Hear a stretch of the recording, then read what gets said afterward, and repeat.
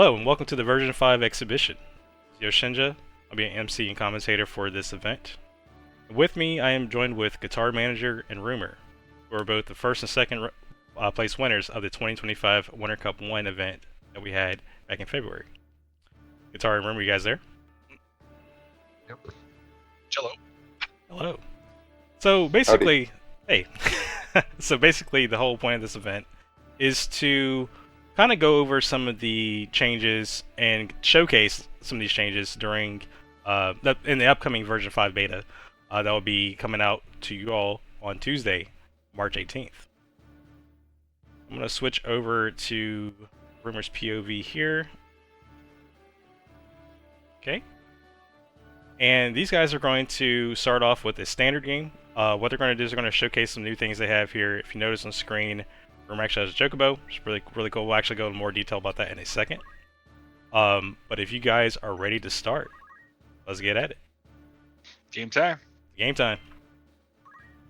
All right. Good luck. Have fun. Good luck. Have fun.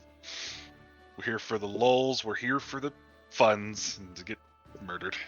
It's just all about who can say good luck, have fun first. I'm already the winner today. Yeah. Okay. So Guitar wanted to play on first map pick was on Mandalia Plain, so that's exactly where we're heading to. Guitar is actually going to be rocking a Cloud, who also had a lot of changes, especially with his limit breaks. And also, Rumor on the cross map is actually running Aerith, which is a new character that's joined in V5. She also has limit breaks, a lot closer and similar to the original Final Fantasy VII system, with a little bit of nuances here and there. But ultimately, pretty similar stuff here. They only are able to use their skill sets once they've taken a number of damage from their opponent, and then they're able to retaliate with certain abilities and effects. Pretty strong, and they get stronger as they get in higher limit levels, up to level 4. You guys are watching this perspective from Rumor. He is blue team, and Guitar is red team. I like this cloud. It's a spooky cloud. It's gonna do some damage. Jeez. Is that a 10 jump on your Dragoon? No, it's actually a 0. Yeah, it's a 10 jump. Because it doesn't overflow well. Yeah. It looks really awkward. That's something I do hope to fix it. It's kind of hard to find that location where it resides, but I'd like to fix it eventually. If you see a single low digit, just realize that it's probably in the double digits. Yes. Oh, yeah. Like how do you have like zero move? That's 10 move. Alright, we're gonna open with a good classic Kiyomori. The old tried and true. Awesome. Oh yeah. So why exactly did you do that this time, Rumor? I know sometimes you do like to open. I know you mostly open with Kiyomori, but is there any particular reason this go around? Yeah, it's a good. I'd rather use it than put on, since Protect Shell's initial still. Mm-hmm. They haven't went back to just equipped. It's, if I have a higher speed unit, I can just apply it immediately and it's fine. Okay. So that is fair. I'm opting to use an archer this time instead of a samurai, because there's new stuff. This bow gives 10% crit chance, along with this extension giving an extra 20. So I'm running around with a 70% crit. Make that 80. 80? Yeah. Oh, am I wrong? Oh yeah. Man, I'm bad. So you have Death Strike that gives you 50, right. but then You're those also give you a little more of that too. Actually, it's more than that. Death Strike is 50, extension is 20, right? But it's 70. Yeah. And then Artemis is 80. Yep. But And then the initial 10. The initial 10. There you go. Yeah. And we're gonna mount up on a chocobo here. Now that's pretty cool. So man, I thought I saw you say something about how the mounting worked earlier, but I couldn't find it when I was looking for it. I think I posted in the knowledge channel with some information I was trying to collect on earlier, late last night, trying to get that out there preemptively. But yeah, one thing for like how's they have a chocobo? That's never been a thing I've seen Tactics League games.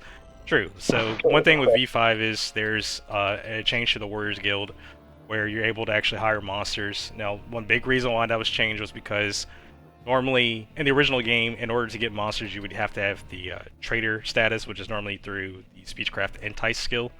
But since Trader's not a thing for PvP and it just doesn't exist at all in the game anymore, that's not possible, right? So took the opportunity to give a little extra because, try to figure out a way to get monsters, and so the Warriors Guild's been changed so that you can actually get monsters now and get randomized monsters directly.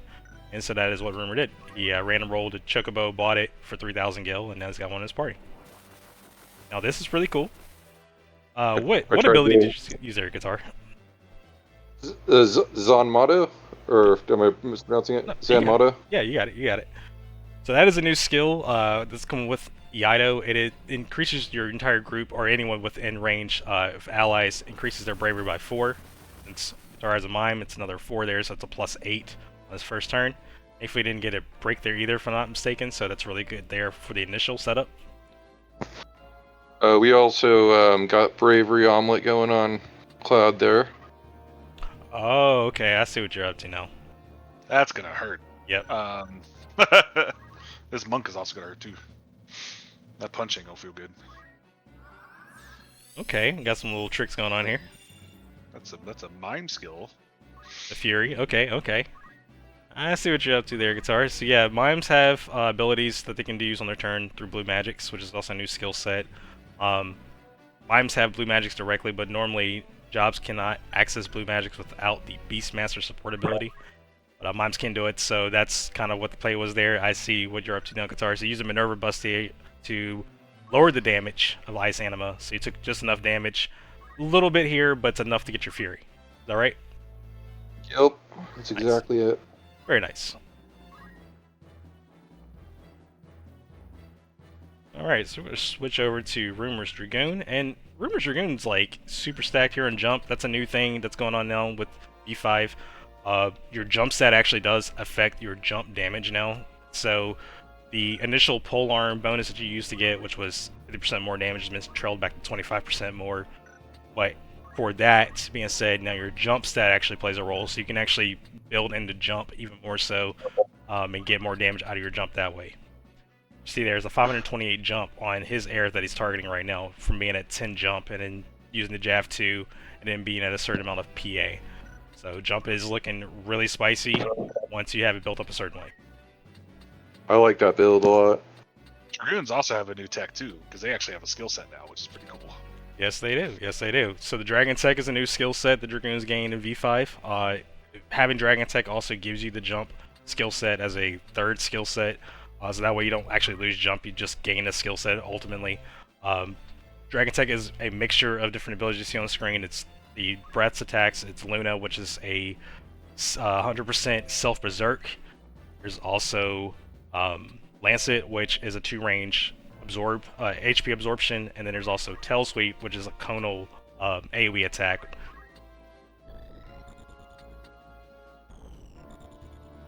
Probably should have done timer the first one. Yeah. Now that I'm thinking about it. Yeah, That's all right. it's all good.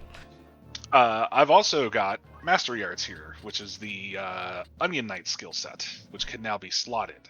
Yep. So that is a new brand new thing. Pretty much fitting for the cause of this being the last major set of updates. So Mastery Arts is now slottable, as Rumer was saying. You can put on anybody, including uniques. It's probably one of the cooler advantages that uniques gain is that they're able to actually access focus now, where they could never before, because they couldn't get access to fundaments. You can get focus through Mastery Arts at the cost of the slot. And it's also really good for pre-gaming too, if you know you're going to have a couple turns ahead to just go and get that focus out. And also having Revive is really nice too, so it's a really good versatile skill set if you can't really think of what to put for that secondary.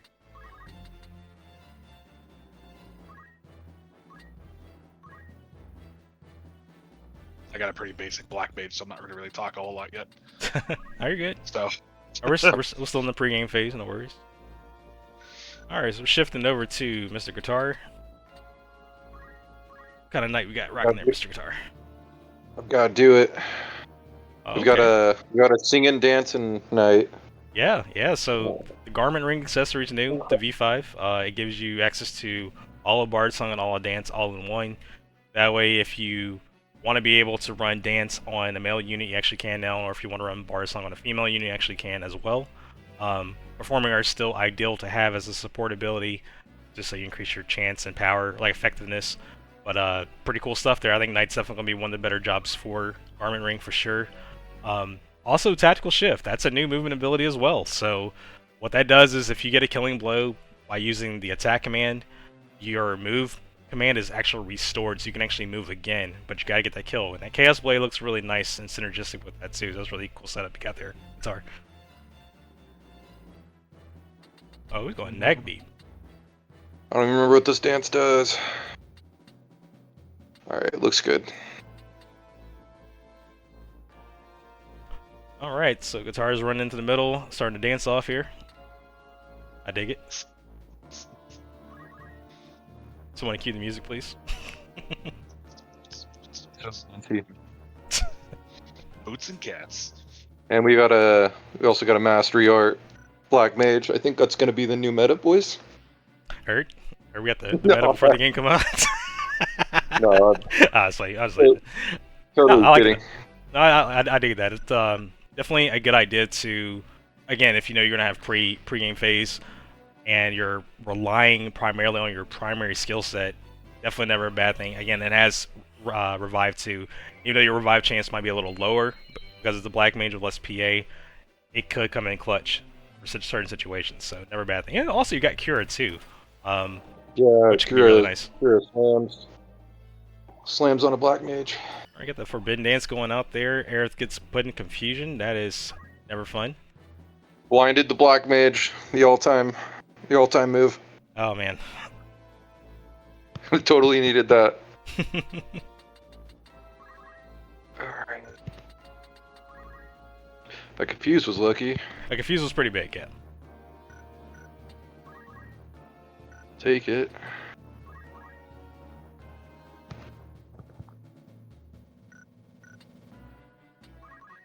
Got that circlet on the black mage. That's good stuff. Circlet's nice. Are you rocking that at all? Is it on Aerith? No. Not on this. Not on these groups. I do have it elsewhere though. Nice. But yeah, no, it's a nice 100 with protect shell region. That's good stuff. Yeah, it's gonna be one of those things. It's kind of like Tyna Rouge, where it's just like it's too good to not pass up. I'm pretty much would see Circlet being pretty much a staple item at this point going forward. A lot of value for what you get, and the good thing about it being a hair adornment is that it works. It's equipable by all jobs. I should have thrown another ice anima at the monk. Oh well. Right. We got a archer on a birdie here. Oh yeah.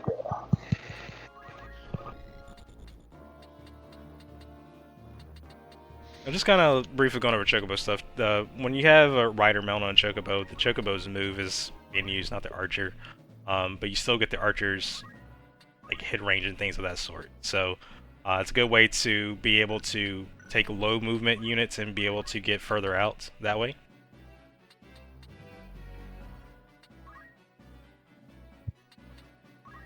Another unique thing is it also helps their height. Yeah, that's true. I forget you mentioned something about that the other day, I think. They count for another tile higher if they're mounted. So that could be very handy for longbows. Oh yeah. Why she's mounted? They're hanging out on a bird, having a good time. Oh, and also to add on to the Chocobo stuff, the rider is the one that takes the damage, not the Chocobo. So if the rider dies, the Chocobos by themselves, and then the Chocobo takes any remaining damage.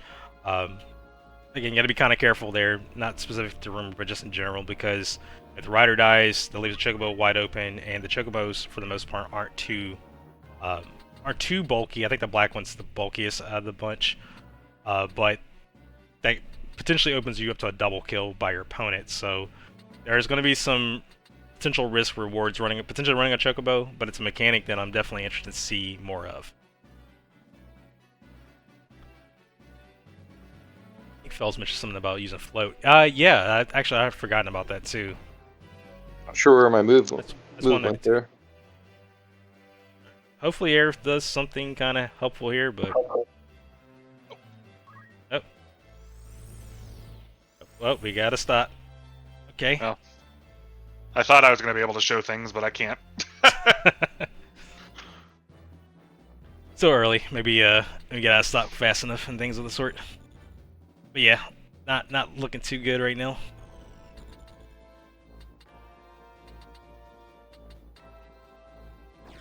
Got a reworked Yato. Okay. Oh yeah, I didn't realize you even on a samurai cloud. That was a soldier cloud. Yeah. So Iaido now has been reworked a little bit differently. It actually scales best with PA. It's a mix. It's a combination though. It's been hybridized. Where in the original game it's your magic times the ability power. Now it's your magic plus the ability power divided by 2 times your power, which ultimately means that power plays the biggest weight in the calculation. That change has been made for a couple of reasons. One is to help Samurai as a job itself to be able to use your skill set effectively. Two, it kind of broadens the horizon of the number of jobs that can utilize the Ido effectively. You do have to build more for PA for casters than you did before. Thankfully, a lot of the casters have clothing access, so it wouldn't be the most craziest thing in the world in the future if you see like a black mage running power garb. It's probably like, what in the world is that? But it is definitely a thing, or could be a thing if you want to go that route. And they still perform fairly well. Walk up, bop someone. Yeah. We got a new black mage ability. That was a really hard hitting skate there by Guitar. What was that? Was that Faith on Faith? Yep. Yep. And it's gonna kill her and almost kill him.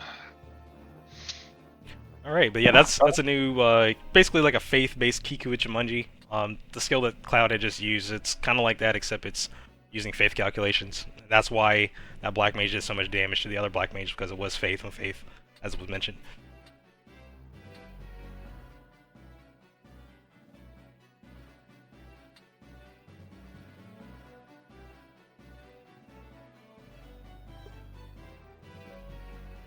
Was not done with that dance. It's okay. I've only got 1 unit, so Yeah, sorry, buddy. That's rough. Are you able rough to? R&D. Are you able to rumor like pellet errors out if C2's good? Just wondering, out of curiosity. Probably not. nope. Yeah. Not in a good range. So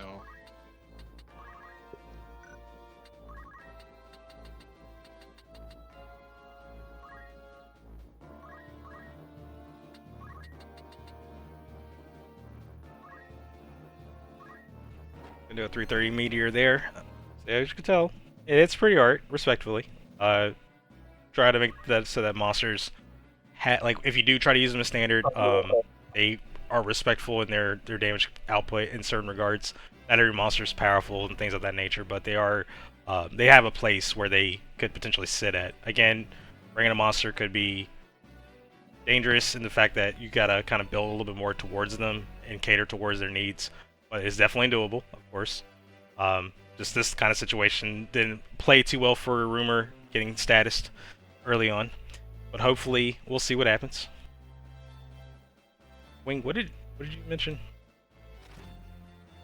I really want to do a new ability, but I also really wanted that book. Do something. I'm not too sure on the floated stuff, Fells. That was something I wanted to check. Or I vaguely remember reading something about like floated chocobos or like the rider being floated prior to mounting causes something funny, but I'd have to look at it again. You're on range of Shockwave. I actually really wanted to see her do some stuff with her limit.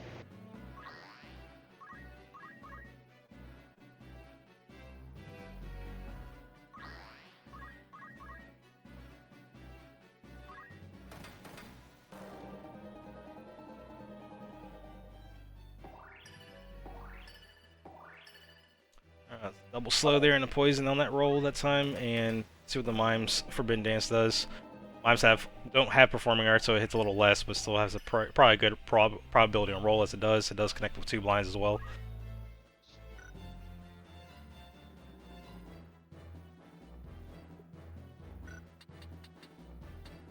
yeah, I don't have anything good here except for Yeah, maybe going in with the Forbidden Dance wasn't the play to showcase.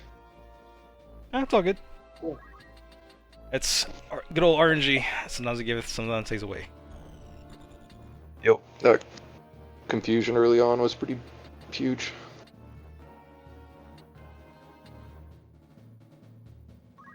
Here, I'll hit him. Hopefully, it doesn't stop him, so he can get. Nope. Yeah. Oh. Oh, he's got some stuff. He's got some set up. So It's only fair. Does the poison? I remember you saying if it did or didn't. It does. It does not. It does not count towards. Does not. Yeah. neither does personal damage. Yeah. So, like, if you Recoil. try to hit, Well, let's see. I If would say, like, if your own unit hits your own character, it doesn't count either. So Oh yeah. Yeah, like team damage, recoil damage from something like Mowdown or Holy Sacrifice, poison doesn't contribute towards your limit level. well, But it's all good though. Again, sometimes that's how games be playing out. Like Geomancy be coming in always with the clutch statuses when you need them most, right? So I mean that's what happens sometimes. there you go. it's okay. That's why we're doing 2 of them.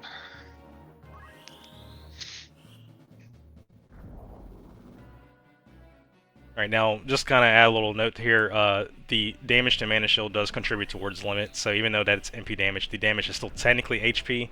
So Aerith's limit should have gone up at least 1 to 2 levels.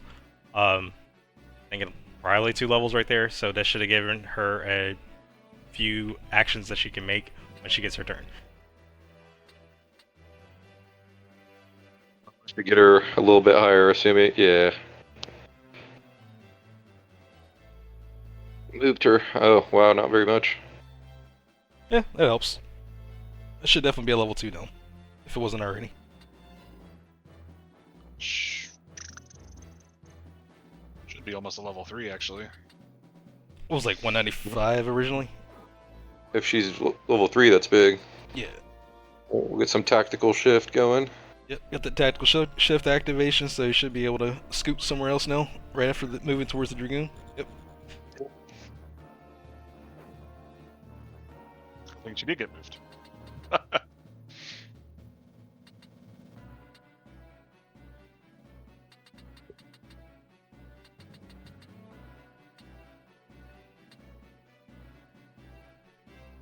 Did you do anything different with your monk guitar besides the Fury setup? Yeah, so Monk is rocking Oh, okay. crit build, with Minerva. Okay. Thought I'd try that out. I think it's gonna be really nice with Mana Shield as well. But there's a lot of options there. Yeah. Actually, there's. We're gonna make sure that this is a level 4 when she comes back. For better or for worse. So Okay. when she dies though, it won't be a level 4 when she comes back though, right? Oh, Right. right. It'll be a level 3. That's probably the one you want anyway. She does have Pulse of Life. She does have Pulse of Yeah. Life. Yeah. So This will be cool.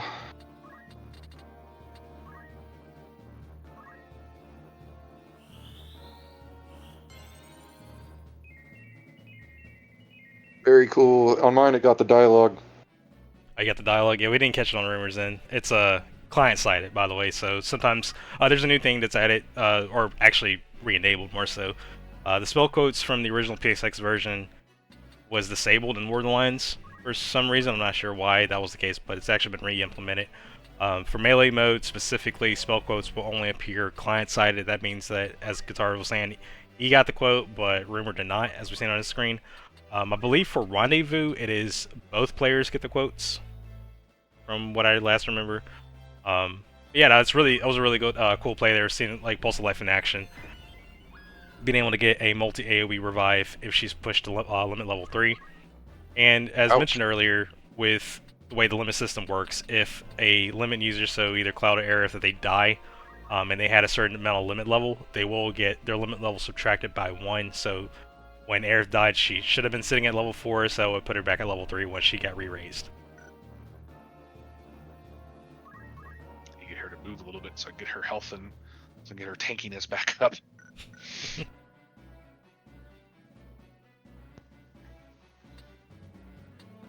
Your gear. What you doing? What you trying to do? Trying to do your thing. Gonna do the vampire? Yeah. Get a little sip going on. I don't know, man. RNG's been interesting this game. Look, vampire's cool. I'm okay with that being kicked in. You're the main guitar. And I'm in the driver's seat, guys. No, I'm just kidding. Earth Splitter. A little Earth Splitter action, heard. On a mime though. Yeah. Shake the ground. That was a cool animation. I've been digging some of the new mime animations. Oh, man. They've looked really good. You got an unstopped cloud, so you should be sitting at a decent limit level there as well. What's your limit level at? It's 3? It's yeah, I think so. I think it's 2. It might be 3.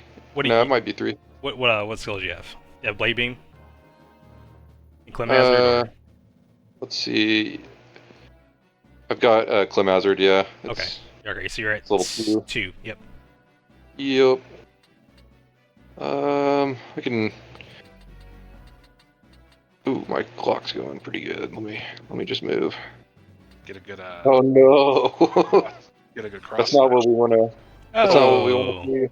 RNG again. Man. This game, I'll tell you what. Well, How far were you even Well, trying to move? I was just trying to move by the black mage. Okay. Well, there's a spell code that popped up. I really should have just I should have went a few squares up, but Alright, see what be this like that. Mimic Cheer Drain is. and a shield. Come on, let's go. Kick it in. Nope. There's a 323 there. I think her mana. Oh nope, she only had 6 on the mana, but it still didn't kick in. Silly.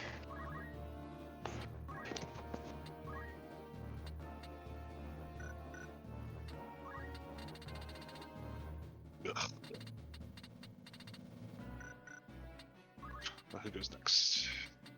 Is him.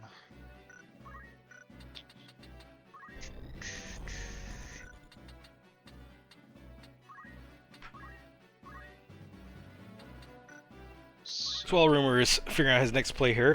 Black Mage actually got a lot of different new toys this update. Black Magic's has always seemed like it's been kind of lackluster here in the previous version, so wanted to kind of go back to the drawing board and kind of look at some of his weaknesses. One of the big things was that the Aja spells, the level 4s, don't exist anymore, but they've actually been replaced by Doomsday, Curse, and Scathe, which are new skills. But then also, by doing so, I've also updated the level 2s as well, and the level 3s. So basically, the old Ajas are now the Agas, level 3s, and the old Auras, or the Auras are now the Agas. So the level 2s are now the level 3s, and the level 3s are now the level 4s from previous versions. I know it's probably a mouthful there, but ultimately it's an upgrade to the Black Magic's kit. Got a lot more damaging capabilities than they had before. Is that that's with the Minerva, right? Or against Minerva? That's without That's shell. Okay. Yeah, it's against Minerva but without shell. So Yeah, that's not bad. So that would have been like well over 500.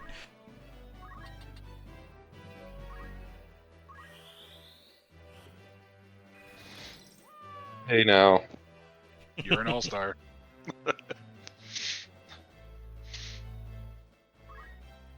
Everything was at like a weird cast value, so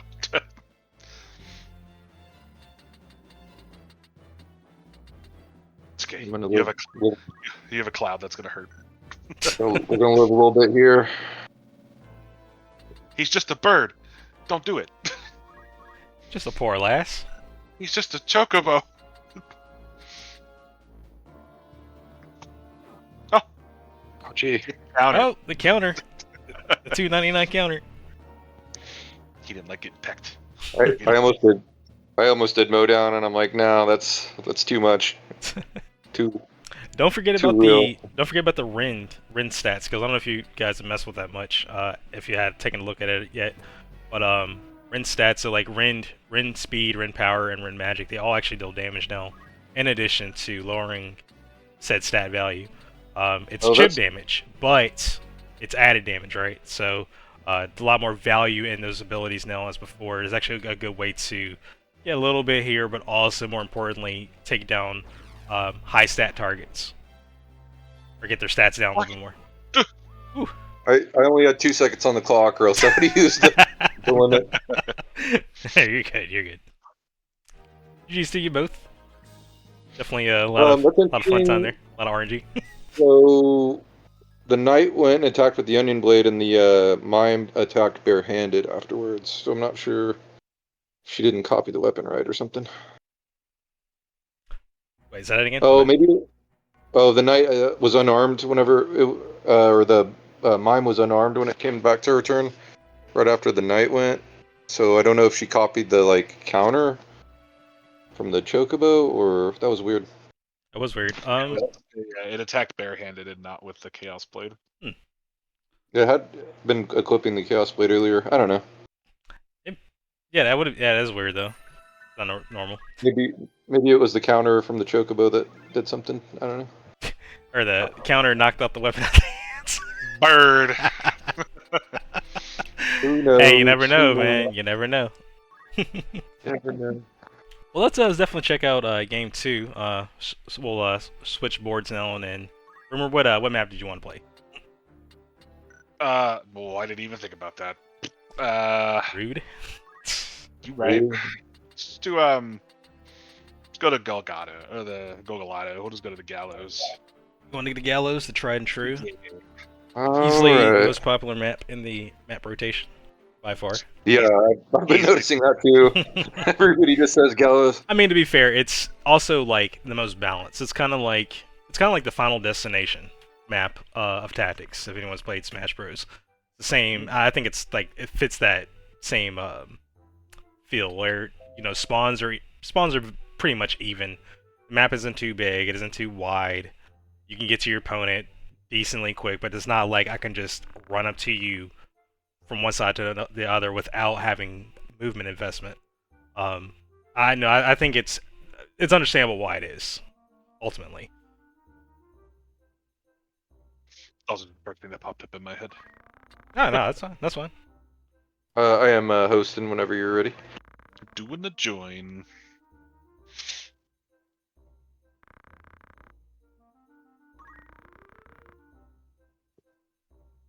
So do we want to we don't want a time limit on this game? Yeah, you can turn it off. That's fine. All right.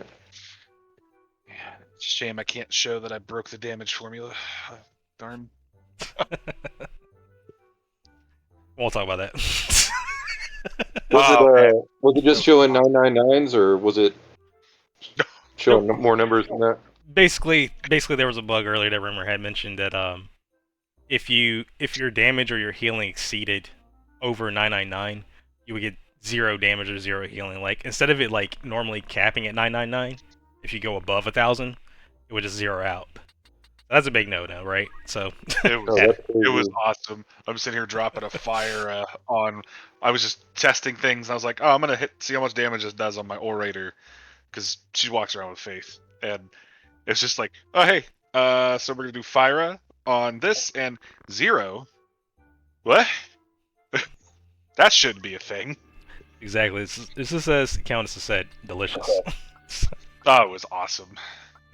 You got that fixed up pretty quick, buddy. I mean, yeah, I wanted to make sure that it was working beforehand. Definitely kind of throw my time off a little bit, but that was definitely a fix worth fixing in case anybody was doing anything that could potentially break the damage cap. I don't want to be like, oh, whoops, that's broken, So I try to get that out there as fast as possible. Thankfully, got it taken care of. Yeah, nice job fixing that up. Appreciate it. And hopefully, and there's a lot of times been put in bug testing and debugging with V5. I'm hoping that come Tuesday is a pretty solid release. So of course, since Rumer Guitar has their hands on it early, and if you guys find any other odd quirks, by all means, let me know. I mean, even the Chaos Blade thing we just encountered, I'm not even really 100% sure how that happened, but it's definitely something I can at least try to replicate later and see maybe why that happened, if anything. Mimes are always kind of funny sometimes with things like that when they do mimicry, so maybe something odd happened there, but we'll figure it out. They've been functioning pretty well though, considering all the crazy new stuff they have. I haven't seen any weirdness other than that one thing. Okay. We got the new song. Yes, we do. Yeah. So coming with V5, Battle on the Bridge is joining the soundtrack list. It will be replacing Remnants. Sorry, Countess, but we gotta get the Battle on the Bridge. I knew it. Oh boy, this is interesting. This is interesting. Wow. All right. So one big thing I want to highlight immediately: 2 new uniques are on the board. Rumer has Ashley Riot from Vagrant Story, and then Guitar has Elidibus, the secret boss in Midlight's Deep. These are both brand new characters to the Tactics League roster. There's 4 characters that join. These 2 included with Aerith, and then also Balthier, who has been in and out of Tactics League history, is finally permanently staying home in V5 as well, after putting a lot of time to make sure that he's not not doing well or too busted. Yeah.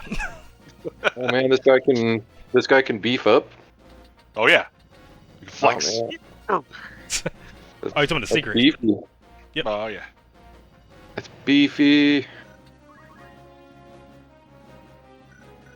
I was just looking at his abilities real quick. Ashley. But what about the little pig? Look at this pig. Ashley looked pretty awesome. I only did like one quick test game, but it was pretty nice.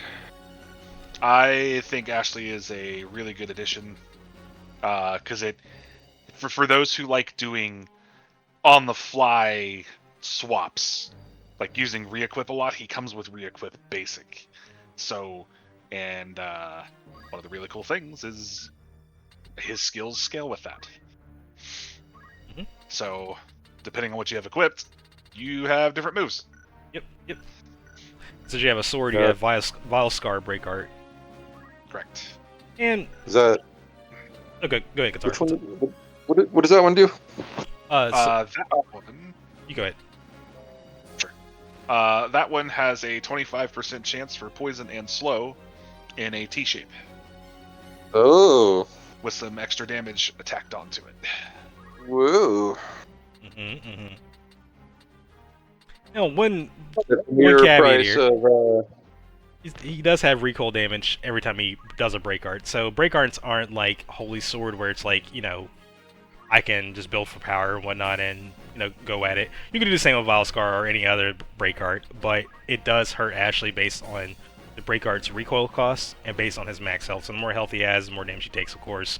And depending on the skill, the more damage he will recoil himself. So break arts are kind of treated like special attacks more so than just spammables, and I say that kind of like a quote unquote there, because a lot of abilities like Holy Sword is you could spam the same ability over and over again, that's fine, like Divine Ruination. For break arts, you can still do the same thing, but it is going to cost you every time in health and not in MP.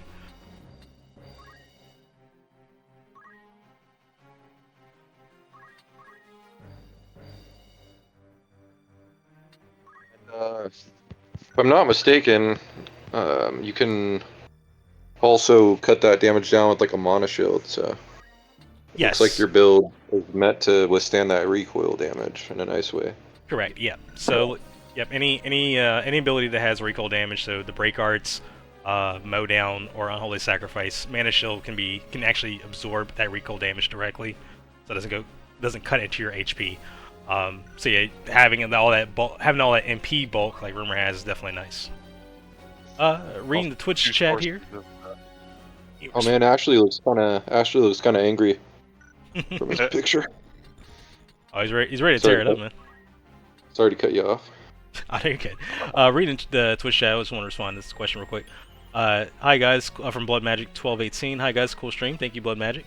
How can we view this full list of ancient Aerith moves on the website? So, once V5 comes out, and there's actually a lot of work ahead of me after public release, I will be doing slow rollouts for updates to the website and to the Tactics League official spreadsheet, which includes like all the ability data, job data, things like that. In the meantime, while that rollout's going on, when Tuesday comes about, and if you're interested in playing, trying out Aerith, you can check out her skills directly in game. Rumer, you get a chance, if you want to kind of pan it back and kind of show how to do that real quick. Time? When you get a chance, can you show like how to check someone's skills real quick in the status Oh menu? yeah. So you'll double click on the character, and you can bring it up, and you can choose whichever one. It'll pop up whatever skills they got. Yep. So. Yeah, hopefully I'll have a website rollout here, ideally by the end of next week. Like I said, it's a lot of even getting the update out is one step. There's a lot of other steps that come behind it after. So we'll get there eventually. But yeah, all that information will be available. I want to give you props on this Onion Knight because that is. Yeah, I just was just about to say. That's a good. That's a thumbs up setup for me because I love onions. I was just about to say that was just specifically for Wingman. For asking who's gonna build the Dreamwalker build first. So I don't know if he's watching or not, but that's for you, buddy. That's a mean. That is mean. Onion. That is definitely mean. That's a lot of damage. And yeah, the Chantage has. I don't know if anyone noticed, Chantage's icon has been changed around to be more of a perfume and a lipstick icon. I wasn't too sure why that was placed in the first place, that way in the first place, but it's been updated, so that's why it looks a little different. But yeah, the Dreamwalker's a new staff that basically it does 70% of the target's max HP and damage if they are asleep. And then it removes that sleep after. So it's basically like a wake up, you go and bop. And with the sleep blade combo that Guitar had set up, that's probably enough. It should be enough to kill somebody. So definitely, yeah. So definitely be mindful of that setup there. Definitely wreck face. No problem, Blood Magic. Yeah, Hope to see you around. But yeah, thanks for the comment on that, Rumer. I'm a big fan of Onion Knight setups. Always have been. Yeah, your Onion Knight you were running for the tournament. It was real nice. All right. Speaking of Onion Knights, there is actually a change in standard in terms of gear restriction. So the Onion Armor is actually going up to 3, down, up from 1 in V4, so you actually can run Onion Armor on 3 different units. That change has been made to coincide with Onion Helm. That's already a 3. It also gives the ability to, if you want to build towards more of an Onion Armor, an Onion Knight team stack, you have access to their armor and gear more, especially with the Protect Shell changes where everything's initial now. So it isn't that big of a difference as it was before with Equip. But yeah, kind of keep an eye out there for those that are watching for new changes. That is definitely one big change, is that you can actually have 3 Onion Armors in your inventory now. Gotta do this. Oh yeah, oh, yes. I totally expected it. Please do it. That's why I moved my orator. So I really wanted to try to turn somebody into a frog.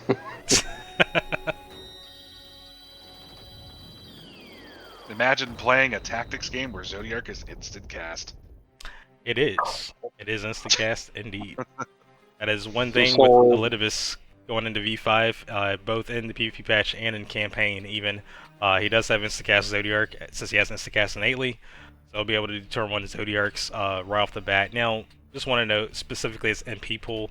He only has enough MP to where he can do 1 Zodiark, and then he's got to mana font that back, or get like Ether or something back. So he can do 1, and then that's it. He's got to get it recharged basically. But still, that's a pretty large AoE, of course, for a decent chunk of damage.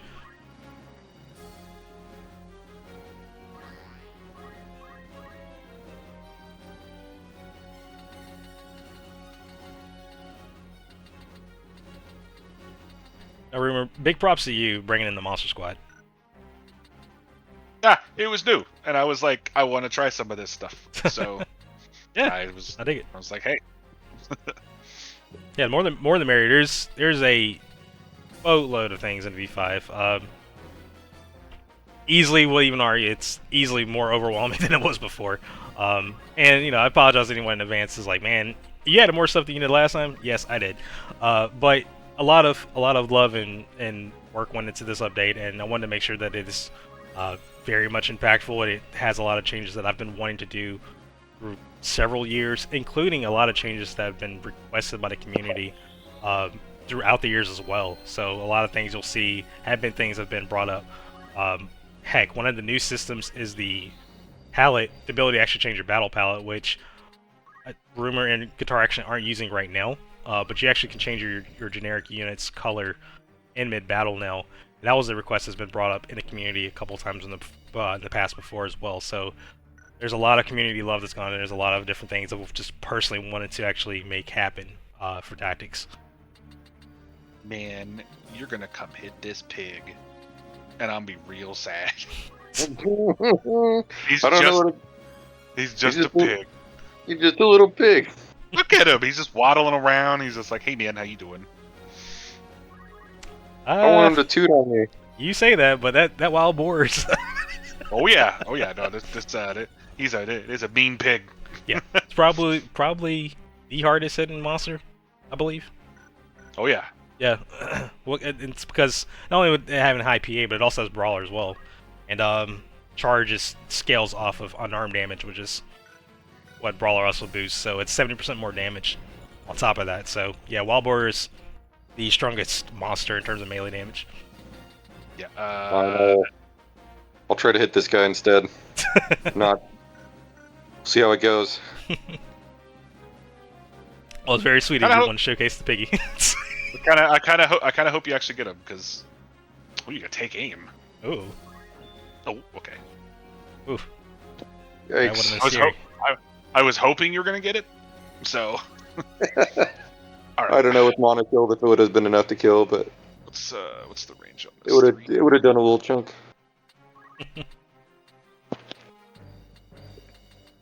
So I don't really need to do that right now. I can't hop up to attack that. So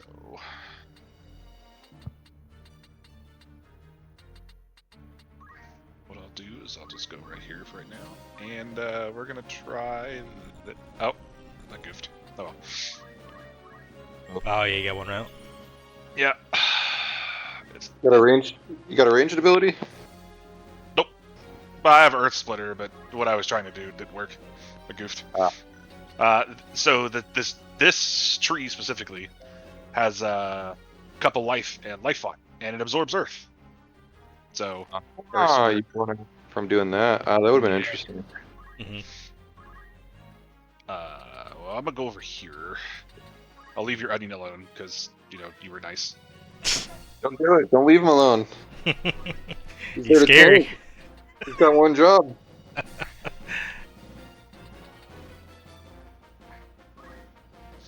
Yikes. No status roll there. Nice little 223, but the mana shield will take all that. Beautiful play. I still believe you still have some MP, right? Yeah, he does. Nice. Oh yeah, it's pick time. About to get Oinky up in here. If he one-shots an onion knight, I'm gonna be worried. No, he doesn't one-shot. It's close. It should be close though. Yeah. It's real close. Yeah, it is. Oh, I hope I get this counter off, baby. I would love to do the toot or the snort, but you gotta showcase the damage for the fans. Oh god. No. Oh no. Oh man. Oh, that was funny. That's okay. He has done his job. He may turn into bacon. He has done his job. Damn you, Sleepwalker combo. I'm shocked he actually made it. Oh no. Yay. Oh no, he doesn't double wield. Nope. Immune to sleep. Good god.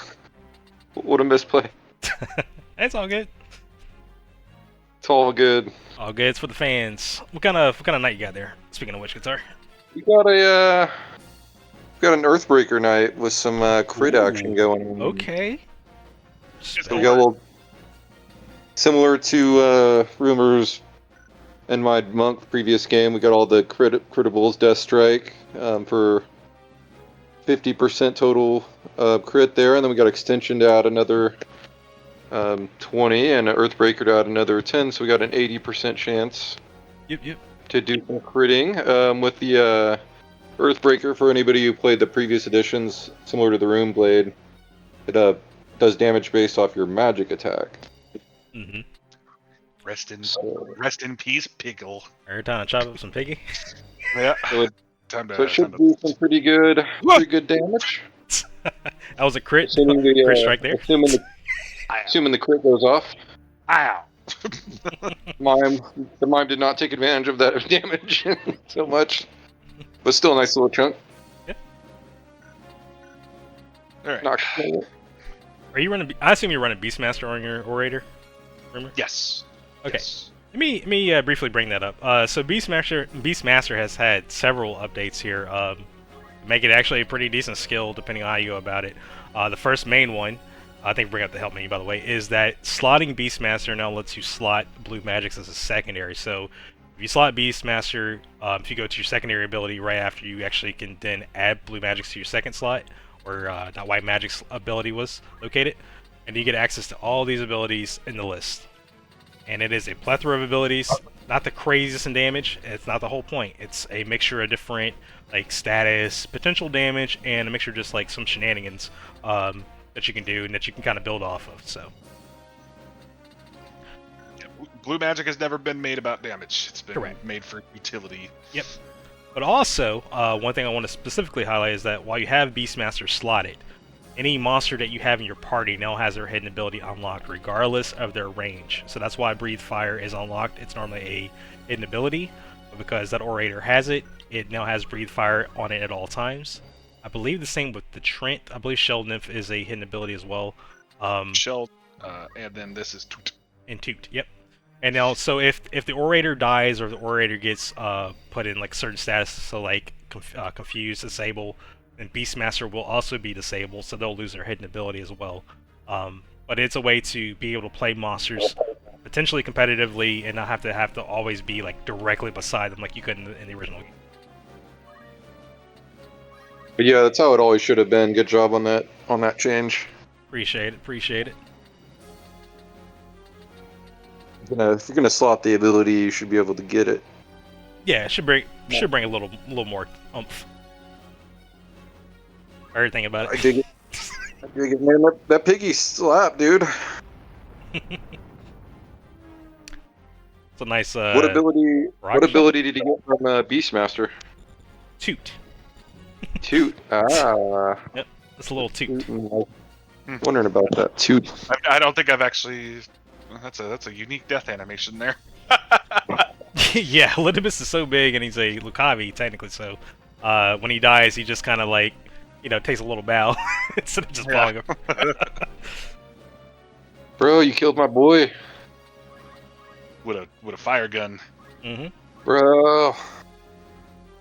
It's okay. You gotta. It's not what we wanted to see. Ace and the instacast turn on Zodiarkins. That's what he's here for, right? You got some reses? Oh, you got a res. You got your His knight. Your knight. Yeah, you got your knight. Your knight's so close to dead.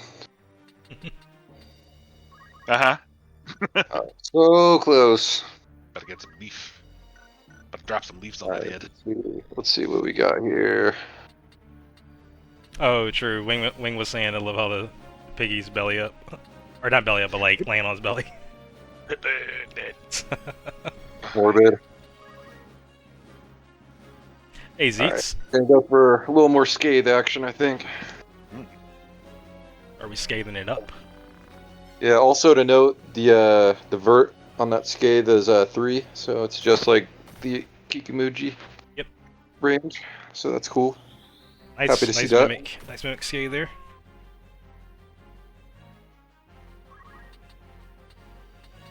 That was unfortunate. That should be goodbye to any chance of ever reviving any of my units.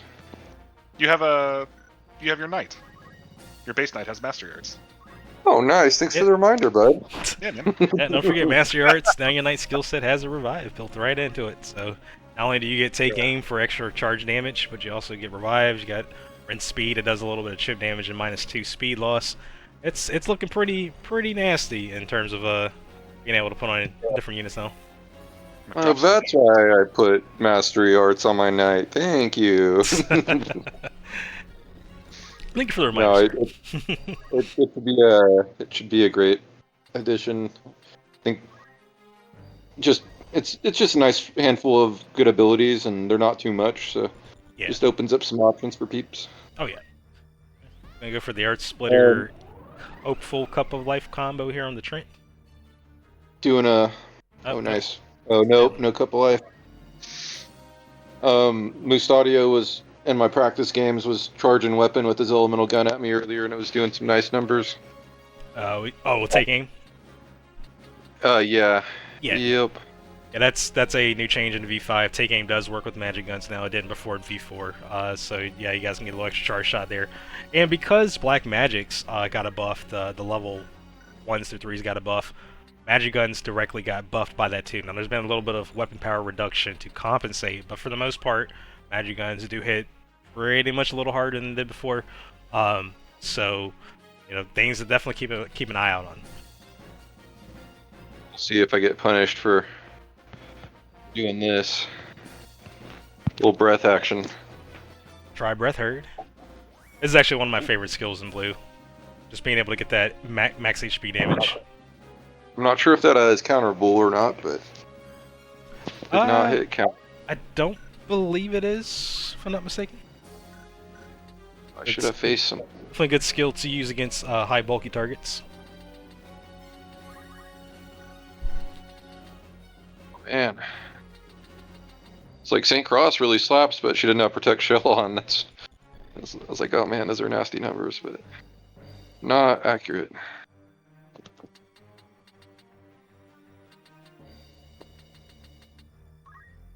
Oh, no, I don't want to...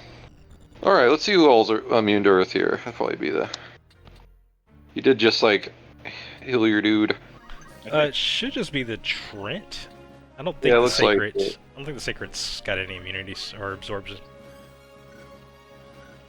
As much as I want to see that thing slap me in the face. I think I gotta deal with it.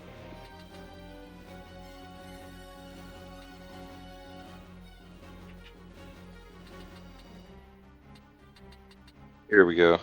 This will be a fair compromise. Woo! Oh, nice. No counter. I dig that though. 208 on a crit, and got the -2. That hurt. Yeah. Yeah, so the rend abilities now slap a little bit. They do. They do. Definitely do not sleep on them. Sure. I predict that we may see it more in the future. Tiny B action with dual rend. Essentially some Hunter's Mark action that way too. Maybe even some Invis cloak action. Because the one thing that hurts those abilities a lot is evasion. Tiny B is a nice little finisher gun with it, and then when they get back up, they're gonna have lower stats. Exactly. Yep. Or just punish, stats from the get-go. Yeah, I like that. Yep.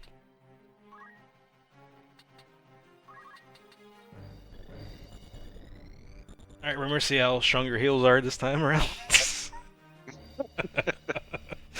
They're not that bad. They're not as broken on her because she doesn't have, arcane strength or anything like that. It's also an orator. Those stats aren't that good. Oh, sad face. I mean, it's not bad. It's still really decent for a Guh. I don't think I even have Protect Shell up, so you should be...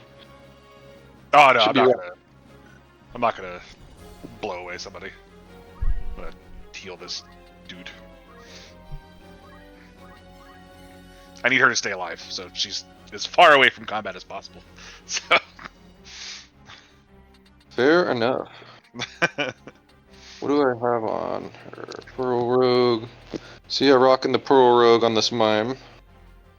We'll see if it ends up doing anything this game. But oh yeah, didn't even bring that one up earlier.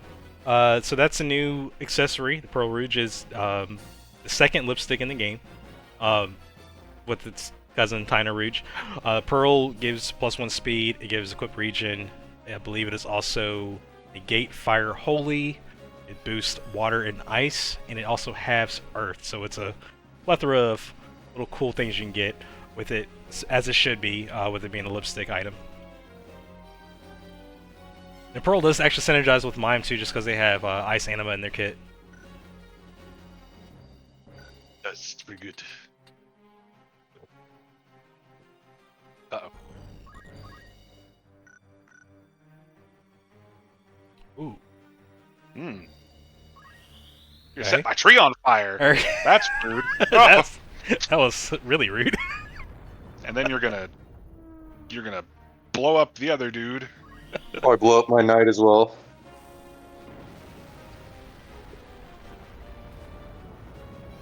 Probably not a great thing to do, but That wasn't bad.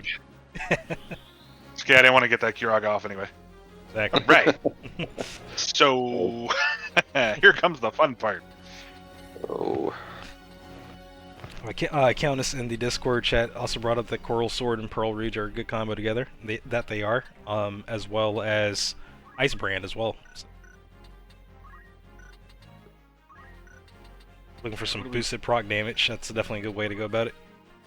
revive only has a vertical of 1, doesn't it? Correct. It's okay.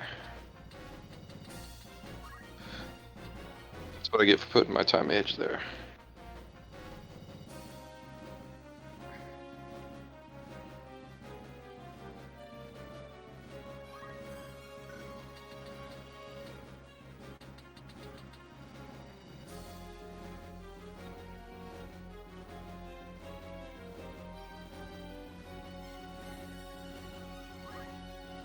Ooh.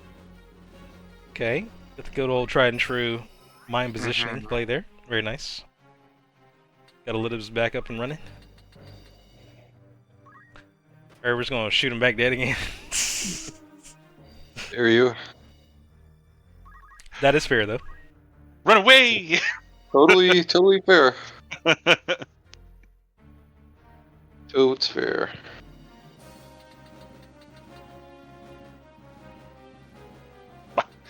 Oh, my poor orator.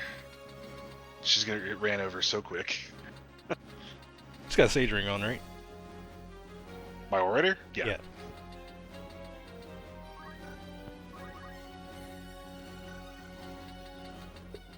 She do. Just gonna have to leave him for dead, I think. But there's one thing.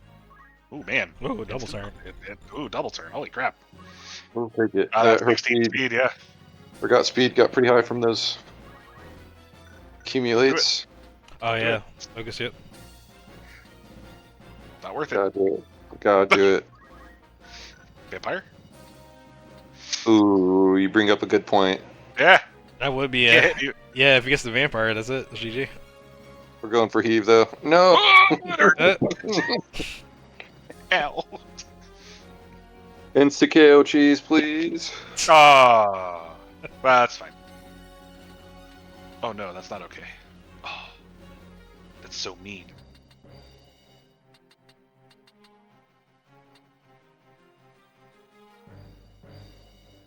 Okay, well, that's rude. That's one way to do it. Yeah. Still coming. Very nice. That was a nice little mid finish there by Guitar. GGC both. GG's. I tried that. I like the death and I like the death for the tree. It's just a freaking lock.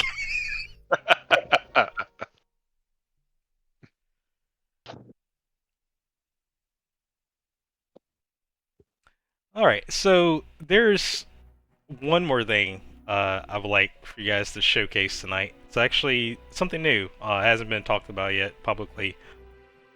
Are you guys ready to show that? I gotta go back to stream. I gotta go back to stream for this 1 second. Oh, you're good. You're good. Take your time. Gotta see some reactions here. Alright. I'm ready. Yeah, Phils. That's the first time I've seen that, so that was interesting.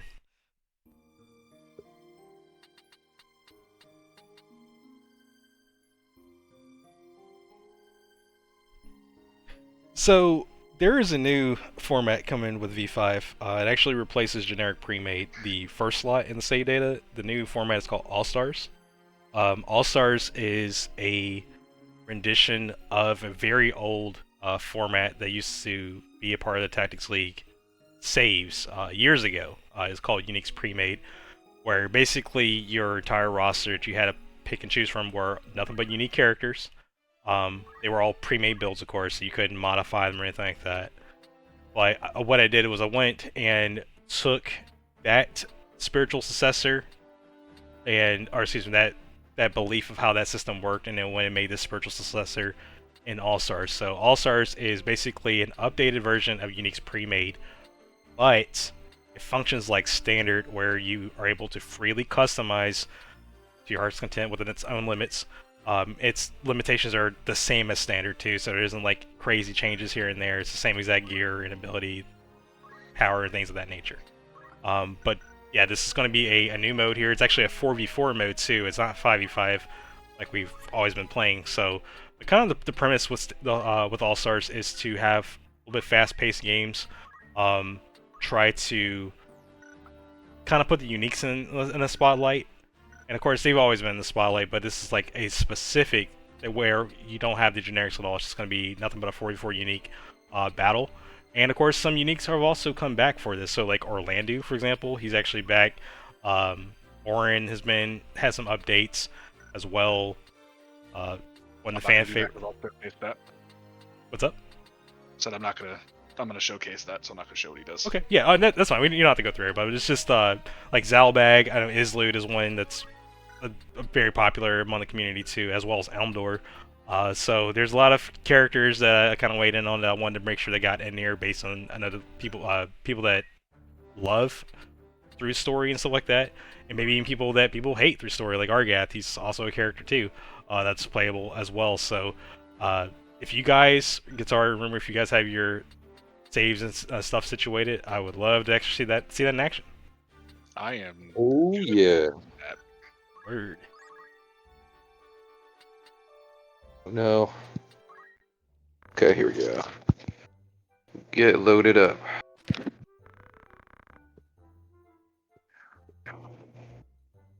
I haven't quite picked the map just yet for this. I am kind of weighing in on All Stars using a slightly different map pool than standard, and mostly because it is 4v4, so you don't want maps like Salgitos, where it's already, your cross map as is, to really bog down engagement time. But a lot of the maps that are part of it already is the maps that already exist in standard. I'm still kind of determining what maps I can bring in that are potentially new that would fit specifically for this mode.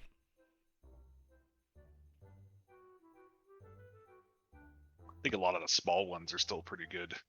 Yeah, the small ones are definitely up there in terms of potentials coming in.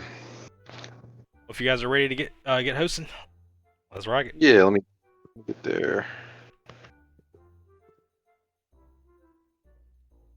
So I did not check the palette options yet, but how does one change the palette of their team?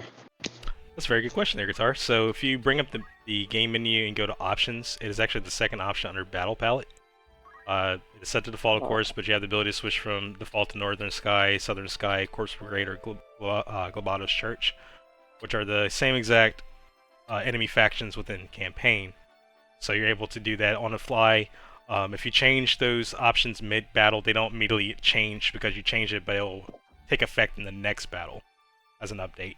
And these palette changes only affect generic units only, generic human units, maybe more specific there, because it doesn't affect the monsters either, because that's a thing now too. So if you guys change your colors here, you won't see it in the uniques, but later fights with generic units, yeah, you definitely would. Your Onion Knights are no longer blue and pink. They can be yellow, orange, green, purple. It's cool. Oh, cool. It's pretty cool. It's pretty cool. It's definitely one of the cooler additions, I would say, with V5. It's one of the, if I'm not mistaken, it's one of the features in V5 that I don't think really seldomly exists in a lot of other FFT mods, too. So, really proud of Zapish. Put a lot of work in that one specifically. I brought the idea to him, but he did a lot of that back work. So, very proud of his work he did with that and getting that working for us so that we actually have it for the future.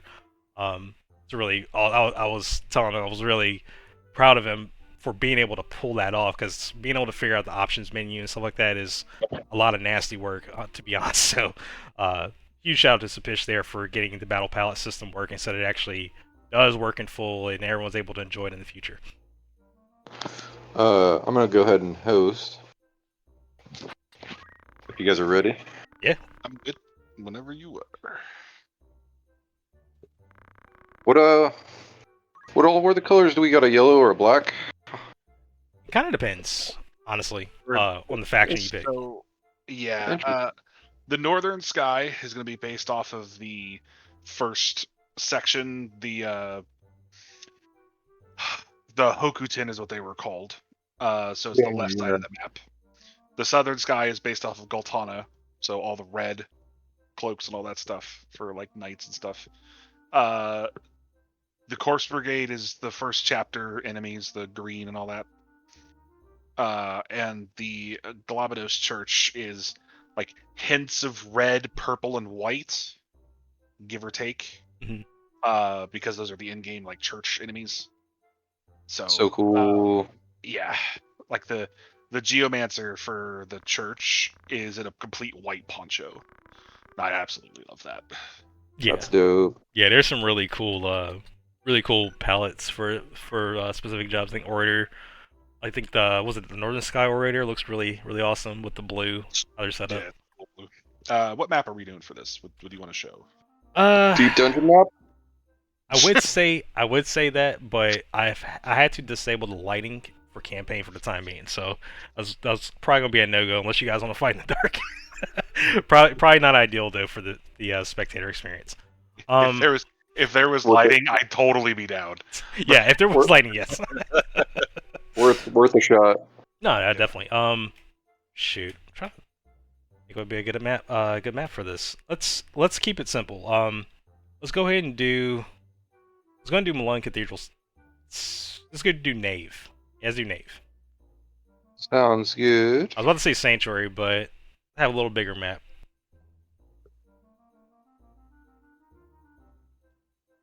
That one's way down here. All right.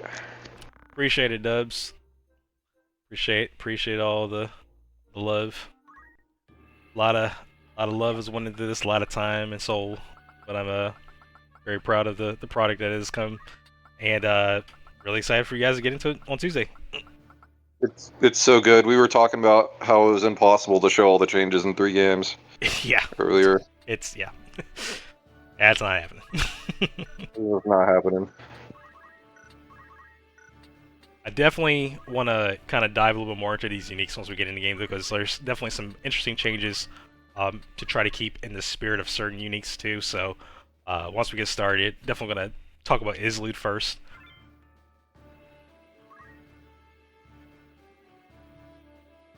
Once we get in there, we get the good battle music. No,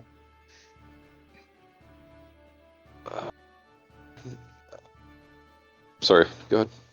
Are you good? Oh, I thought you were about to say something. I was kind of talking to myself. Oh. You're good. Just being silly. Oh, we got it. Nice. Good. Sweet. Out on the bridge once more.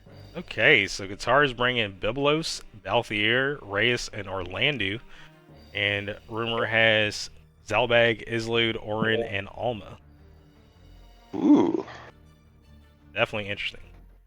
For those that are just now tuning in, we're showcasing a new format joining Tactics League in V5. It is called All Stars. It is a 4v4 specific competitive mode where it is nothing but 28 unique heroes and villains across the campaign, fighting amongst each other for victory.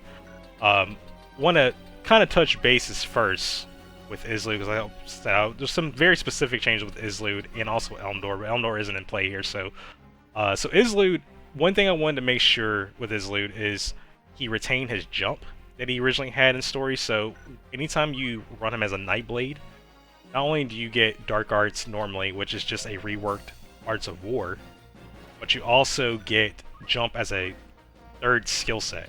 So he does have access to Jav 2, as Rumer has equipped. He also has access to Bulwark, Sanguine Sword, Infernal Strike, Abyssal Blade as well, and also the Ren stat abilities. So he's a mixture of Knight and Dark Knight, technically. And yeah, I mean he's awesome. I'm loving him. He also has innate concentration, and he does have a decent bit of his original boss immunity. I believe it's all of his boss immunities when you first fight him.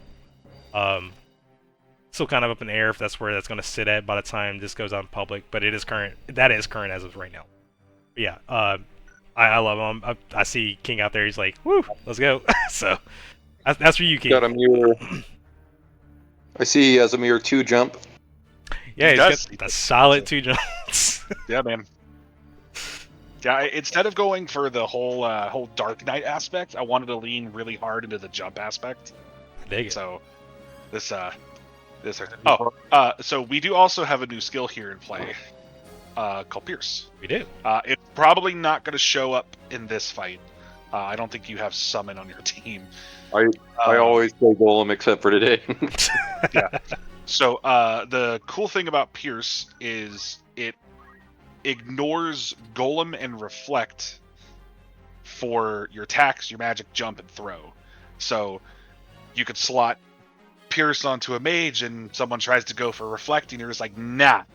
Or your jump just goes right through it.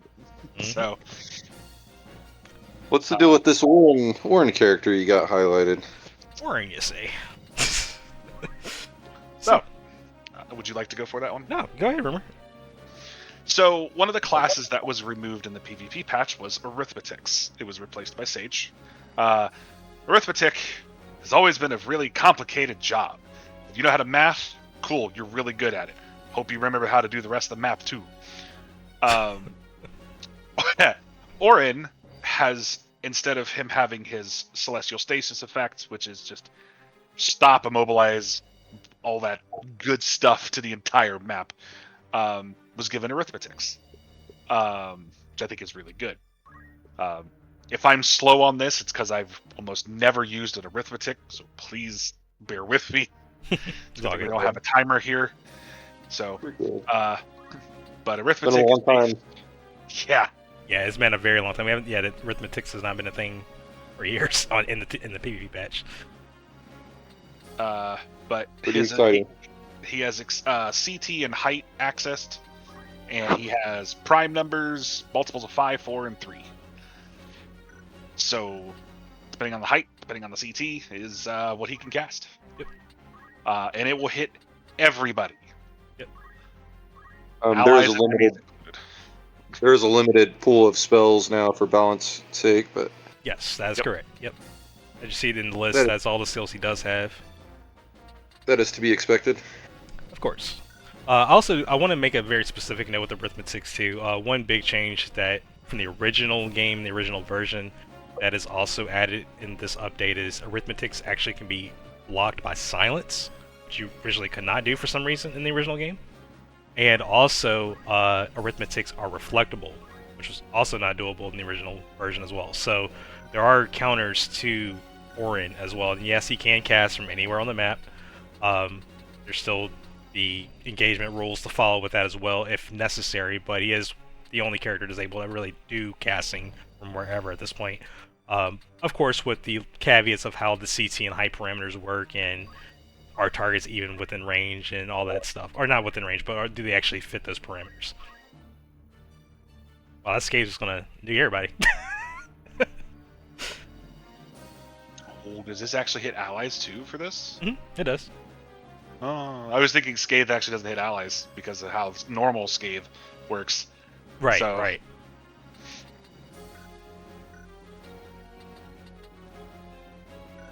Also, Orin, he does have innate arcane defense while he's on his astrologer job as well. Nice. Looking pretty good. Pretty good. Like that build. Conveniently, his stuff doesn't take MP, so his mana is all for the shield. I hate to say this, but the Sage's Ring and the Veil Wii U both boost elements, unless you do it on purpose. I did. Okay, yeah. Oh, yeah, Absorption. yeah. I don't want to get hit. He's got faith. I don't want to get hit. That is fair. I don't want to get gunned in you case. don't want to the arithmetic boost yourself? audio. Well, I can. It just heals myself. I was just noting the Sage Ring boost elements and the Veil also boost elements. Mhm. So, okay. But yeah, the absorption is the absorption is key there. Yeah. That's interesting. And you got some defense boost. Oh, I'm sorry, guys. I'm getting a urgency Oh yeah, if you gotta step aside for a second. warning on my phone. No, it was in a different town, nearby town, but I got you. nothing I can do anything about. Sorry about that interruption. You're good. Are No you worries. Well, I guess do not disturb would be a good idea.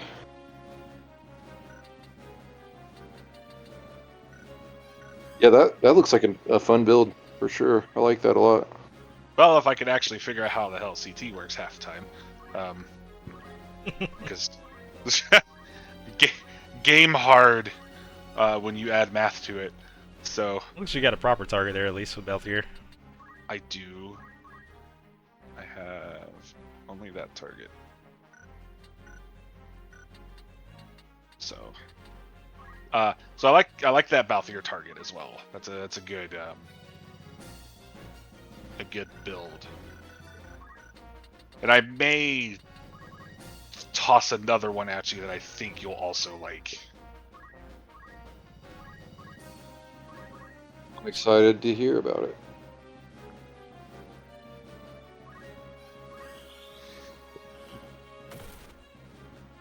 So Hey. 202. Yeah, ouch. I'm glad that didn't hit my whole team.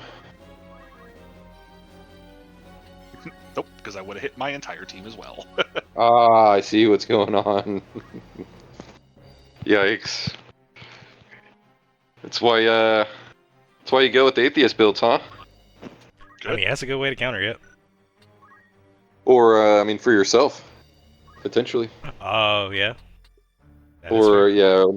yeah, no, it's just brainstorming off the spot.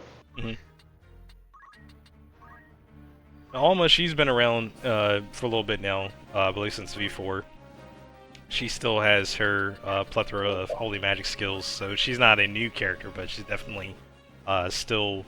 Honestly, I think Alma will probably be one of the highly sought after characters in All Stars, just because of the way Aegis works, being able to get vital buffs out in one go, having a revive in her kit, having protect shell in her kit, things like that, and also even having holy.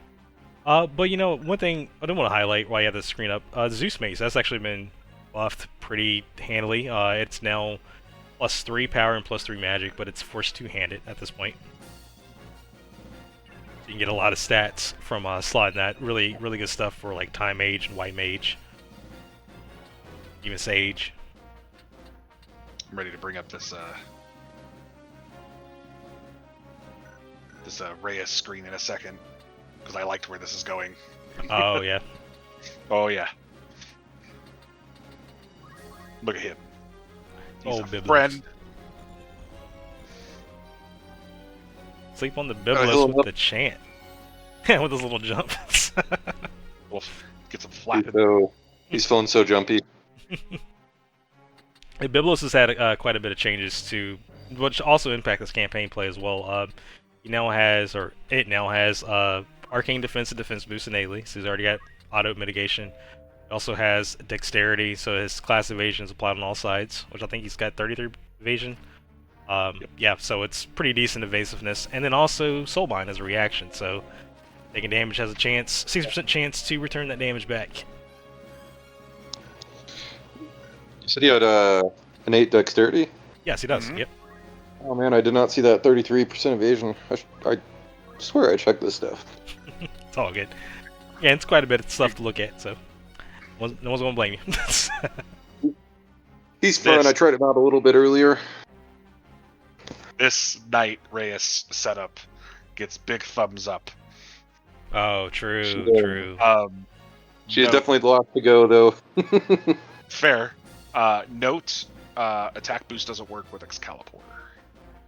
Correct. Oh, It does not. good to know. Good to know. Excalibur it- doesn't take any modifiers. Does it work with Modon? No, Okay, No, it let's- doesn't. No, it doesn't. Okay, so it's doing nothing for me. but it works. It works for your Rens. Yes, Right. it does. Ah, okay. It'll work for your Rens. Yeah. Well, that's exactly why I put it in the team. Yeah, that's why. There you Yeah. Thank you, guys. he knew what he was up to. But yeah, the attack boost will affect the Arts of War Ren stat damage and also the Ren stat chant slightly as well. So it's you do definitely get some benefit out of it. But yeah, Excalibur is a new weapon. Also, the shield's new too. But let's look at Excalibur first. So, Excalibur makes you slow at first, which is why Reyes is going to be taking a little bit to get her turn. And thankfully, Balthier already hit her with an adrenaline, so that slows off. But what it does is, it does more damage the lower your bravery is, and Reyes naturally has a low brave, so that's a lot of damage if she connects that hit. Adamantoid Shield's also a new item. That also gives initial slow, and again, that's already been cleansed by the adrenaline. But that gives a new form of damage reduction coming in V5, where these sources of damage reduction actually apply to what normally can't be reduced. So stuff like Construct 8 skills, axe attacks, mowdown, those actually will be reduced by these effects. So the Adamantoid Shield gives a 10% reduction, and the resilience reaction that Reyes has gives an 8% damage reduction on top of that. So this Reyes is pretty tanky. Pretty dang tanky as well. Mm-hmm. We can talk about this guy too. Orlando. What is it to talk about Orlando? What about this old guy? This dude's using a katana. He is using a katana. Why is he using a katana? I thought he was supposed to use swords with swordplay. You'd think so. Oh. But he's got a new setup now. Yeah. Which makes him even more busted than before. Just kidding. Thankfully, the stats have been toned. So. Yeah. There's been some. Obviously, there's a little bit of balancing and adjustments here and there, but effectively, Orlando can use swordplay with katanas, swords, or ninja blades, which are all weapons that he can equip in his kit. Innately anyway, so you can actually run with the katana as we see here, and you still be able to use Judgment Blade and Crush accessory, things like that. Pretty nifty stuff. The Murasame has also been updated as well. Yep. That's it does healing damage now. It heals people when you attack, but it also gives you +1 speed and +1 power while slotted. So even if you're probably not going to attack somebody with it unless you attack an ally, of course. But just slotting it gives you more, pretty decent stat chunk at the cost of losing your healing katana for Iaido.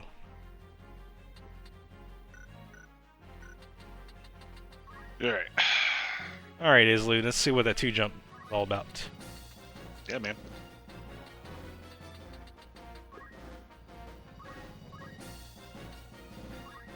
Sadly, I only get access to his knight stuff because, darkness takes a sword. But It's okay. It's all good. We're here for the jumps. I see. We are definitely here for the jumps. So that is it's a 550 jump built in. The way he has his loose stack there. Again, that's because Rumer is pushing for jump stat, which he's built specifically for. So jump actually can be more damage than it was before in V4 if you cater towards your jump this time around, not necessarily all in the PA. You can combine the two, of course. It can be a little bit of PA, it could be a little bit of jump. Obviously, Jab 2 is still going to be your best jumping weapon, but you can kind of go mix and match here. If you want to push it, though, jump 2 with spike boots is definitely where it's at. A total of +8 jump from everything. Yep. Jeez. Bruh.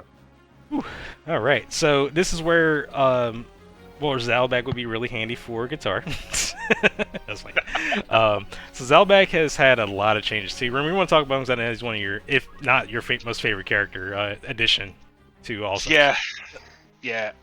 So Zalbag is an AOE sapper. So he takes the Rend stuff, so Rend power, Rend speed, Rend magic, and he turns it into a T-shaped AOE attack. And it saps quite a bit. In vanilla, I believe it sapped 3. It was still 5 and 3. Was it still 5? Mm-hmm. Okay. So here it saps 5 per stat, except for speed, where it saps 3 in an AOE. In this edition, it also does damage, which I think is really cool. His stuff can miss, unfortunately, but there's always a trade-off with everything. So, but taking -5 PA off of someone kind of sucks. So, yeah. it will hurt.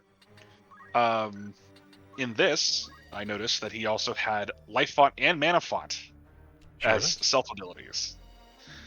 So I ended up building him more into HP and MP tank with regen and a Serche, which is a great perfume. So you got all the passive like healing over time stuff going on at the end of your turn. Mm-hmm. And it's decent. It's a big chunk too. Yeah. Like you walk a little bit, get some HP and MP back. You survive a turn, you get more HP and MP back. I dig it. And you're able to cluster down AoE clump stats, which maybe you have the ability to do right now.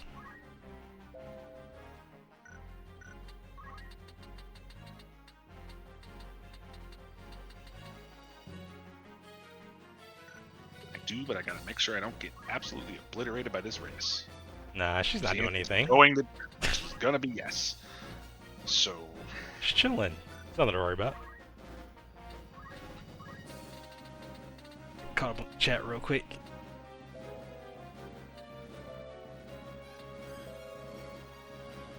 Kiana says, "Where's Alma?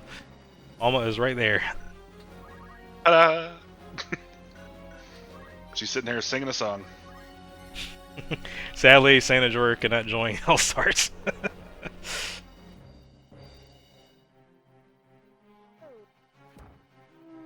Right there's the first KO. Old Biblos is out for the count. No.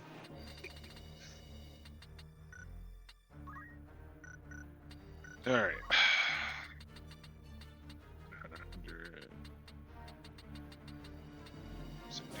175s here, except for him. Sure, Cal, let's go for it. What kind of question you got?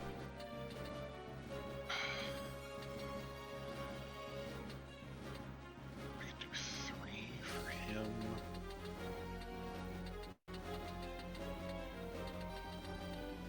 I think the best would be 5, actually. Let's go for 5s. Now, as Rumer is trying to figure out his, I'm assuming he's figuring out the arithmetics, height. Keep in mind that, of course, this is for casual viewing. If when All Stars and All Stars will have tournaments in the future as well, there will be a time or two. So if you do play Orin, definitely make sure you got that pen and paper ready, because you're definitely going to have to figure out some stuff ahead of time while it's off turn, so you know kind of what CT or height play would be best. But he's probably going to have a little bit of a skill gap just because of that. It's probably the best part about him, though. You're gonna get some big brains out of this one.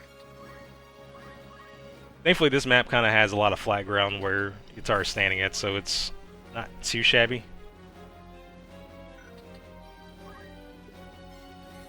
Check and see what Countess's question was. Was there ever any thought to put some of the new uniques into standard at one point before you settled on All Stars?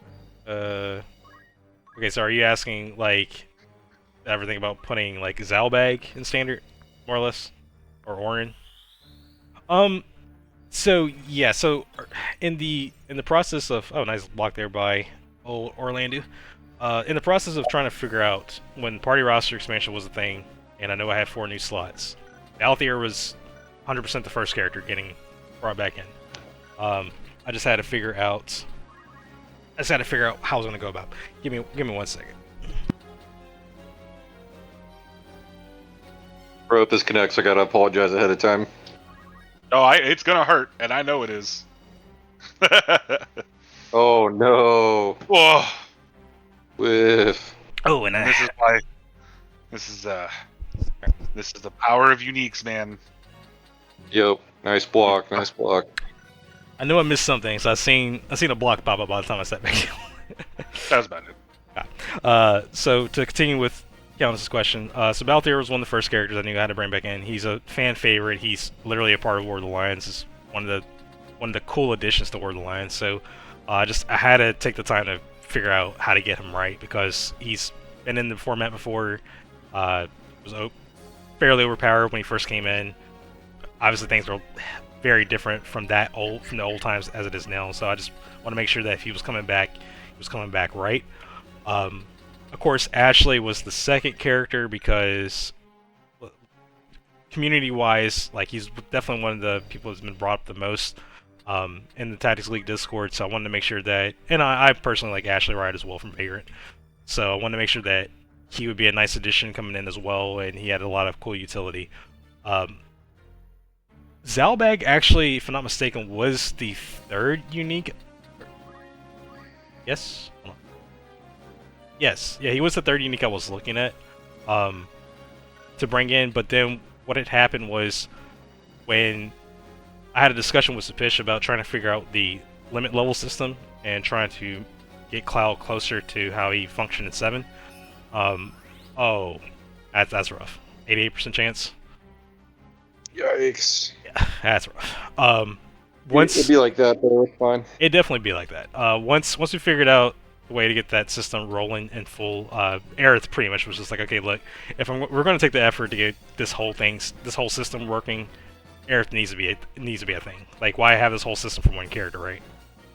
So that's pretty much who took the third slot. And then by the time I got to the end, Zalbag was kind of out of the question because I wanted to try to get a unique monster. Now, the first unique monster was going to be or not first, but the second unique monster was going to be Biblos. But then I thought about it again. Very nice Blade of Ruin speed sap there, -3, pretty nasty.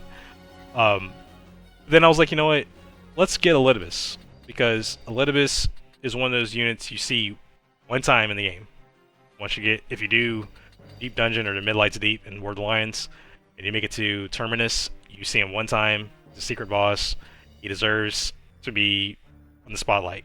And also, I think he'd be a really cool, kind of like an anti to Construct 8 in that regard too. I guess they both kind of cancel each other out.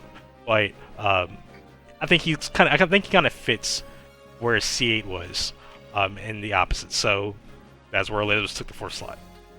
Yeah, Zalbag was definitely up there though. Yep. My boy Zalbag got done dirty again.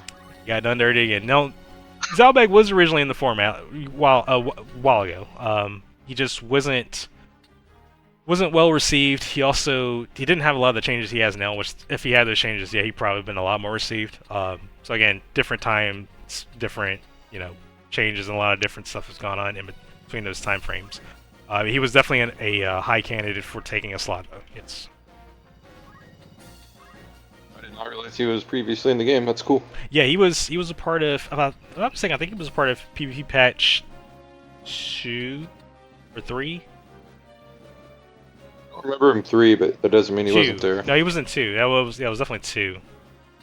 He joined 2, got replaced, and then that was kind of it. So he was kind of short-lived, sadly. But again, there was a lot of different variables there too. Back then, Blade of Ruin also had charge time. It was also Faith too, and both of those aspects don't even exist anymore in All Stars. So as you're seeing, like, it's a much more diversified and more plausible skill set, I would say, for what it needs to do and what he needs to do as a unique character. But I do think he'll shine in this format the most because there is like high damage expectations. So being able to pull up and just like -5 is pretty large in itself. And if you can get an AoE cluster, even better. He's also very sustainable, so he can put up his own. Bravo to Rumer for the build you got, because that is definitely a very sustainable build you got there. Regen, Chershi, and the innate life on and mana fon off Orc-Knight.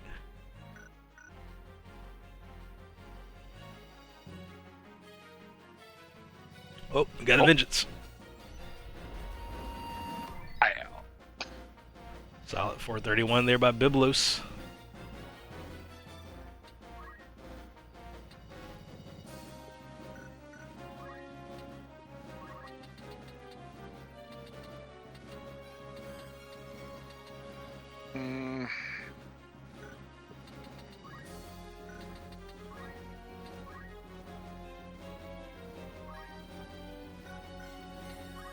Man, I forgot to check what you were casting on me. What's up? I can just straight tell you. It's Gravija. Okay. Attempting to. Yeah, it's a nice thing to roll for. Good solid chunk of half her health. Come on, Biblos. With the miss. Oh, I called my boy! Spoken to existence, the dexterity. Oh no! Ooh, We don't want to see that. that was pretty chunky. That was pretty chunky. Was that mitigated by my resilience and it looks like it was. Yes, that it was was. totally mitigated. Yep, it was. That is super cool. Yep. So Reyes has the resilience and the adamant twist shield, both giving her a little extra damage resistance. Yep, just shade On off top of, 18%. 18% off what would have been. What's her health at? Do the math real quick. 972. 972. So 972 and a half. Be 486. She took a little bit more damage, but she took 405 from that. So it's still a really good chunk. Good defensive build, though. And it is possible to have like defense boost and arcane defense added on top of all that. Yep. I don't know if it affects the Graviga or the percent to hit. I think it's percent to hit, but there's still other things you can move to make it even tankier. So resilience and Adamantoid Shield will affect the damage there. So yeah, she would have originally taken 486, but she took 405. Is that right? Right. Yeah. Yeah. So Something like that. Yeah. yeah. So that was those two kicking in on the damage reduction there. In terms of Graviga's hit rate, they don't affect the hit rate, but then like Arcane Defense would have, for example. Bro, The blind. that's not what we like to see on ball here. Arithmetic is really rough here because I can't do any of the heights. I don't know if I've ever felt the blind status that heavily. I nice. can't do any of the height stuff here. I have to do all CT. The only reason why I can hit him with height is because he's floating. That was a good play. Oh, Good true. play. Yeah, he counts on a 3 tile instead of a 1 tile now. Okay. Let's see what I can do. See what the old man can do. About to lose that weapon. Or accessory. Oh. The spell quote, Yep. the crush accessory, Blech. the break. Oh, was it accessory? I thought I did. I meant to do helmet, but I just did it quick. Nah, I think Spike I'll was a take good it, option. Oh, back to 8. Yeah, but I'm not upset. I'm not upset about it. Just Yeah, that's a decent chunk of jump damage loss against revived. Oh man, I went from 2 to 8. Wait, how does that work? Can somebody explain the math, please? All right. Well, let's see if his abilities still hit. Fires should still connect. I believe it's unevadable. Now, Barrage does go through an evade check. Yeah, that's not what we like to see. Yeah.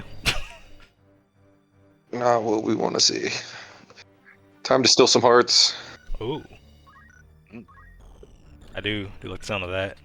Altair does still have his Plunder Heart ability from the original game, so he can just pull up and charm somebody at, I believe it's 2 range. Yeah, I believe it's 2 range. So being able to get that charm, that generalist charm at that, so it's, it was male or female, doesn't matter. Love is love, right? So it looks like it might be one that sends out Bag's love. Not a fan. Man, I don't know if I like those odds. We're looking at a 42% chance there. Ooh. Yeah, but that's a big 42 if that goes off. We're just Oh, true. Yeah, he's next to Egg. gonna live a little bit. We're gonna roll the dice real hard here. Gonna barrage anyway. Oh, treachery. Okay. All right. Bringing it back. It's That's an old ability brought back in Balthier's return. He added his quickenings from FF12 ages ago, back when it was last in the format. That actually wasn't too bad. For solid little chunk. Yeah, that wasn't too bad without Brawler. Yeah, he has his quickening skills, so Element of Treachery, Fires of War, and Tides of Fate, in addition to Barrage, and then Plunder Hard, and also all the still abilities. So he's got a handy toolkit of different things you can do. I don't think it bugs Zalbag too much. He's all right. He's gonna be just fine. Right. That has a lot of revival stuff on him. That's a fun build.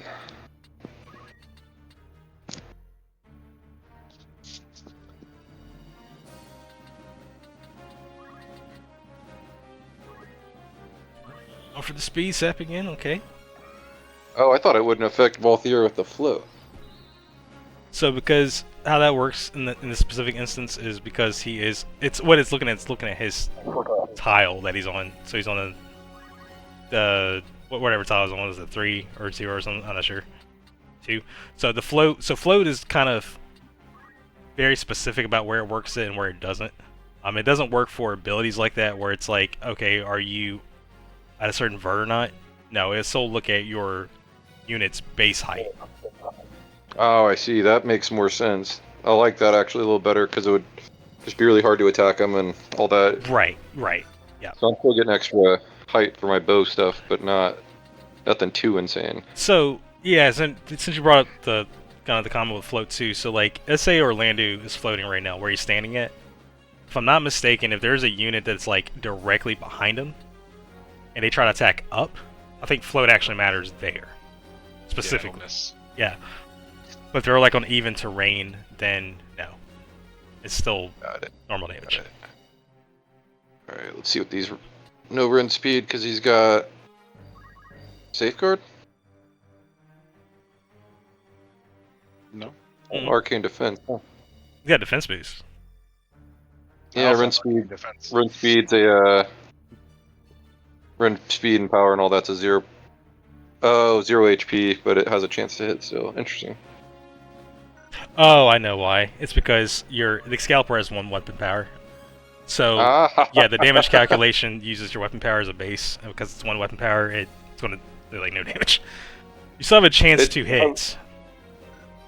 I was gonna attack anyway, but I just wanted to check it. But so attack boost is worthless. Jesus Christ. He's okay. There you go, guys. The new Reyes build coming in live. For real. Everybody get your chickens ready. No chicken. Hey, wolf. Don't chicken her. So what's funny is I was gonna equip any armor and give her the chicken resistant helmet, but I was like, nah, attack boost would be so much better. Like I said, it does work a little bit. It's just not gonna work as well for the attacks. Yeah. That's totally fair. No, I will. For just kind of like a hey, maybe a recommendation. Concentration may not be bad on her. Ooh, Yeah, I like that. Or Pierce maybe. Pierce, yep. Because those all like concentration got buffed and it's hit percentage, so it's a little better. And like factoring target evasion too, but also Pierce would be nice if someone is rolling golem. You can still cut right through it. Somebody needs to make an Excalibur mime team with a bunch of low brave mimes. That'd be great. Oh no.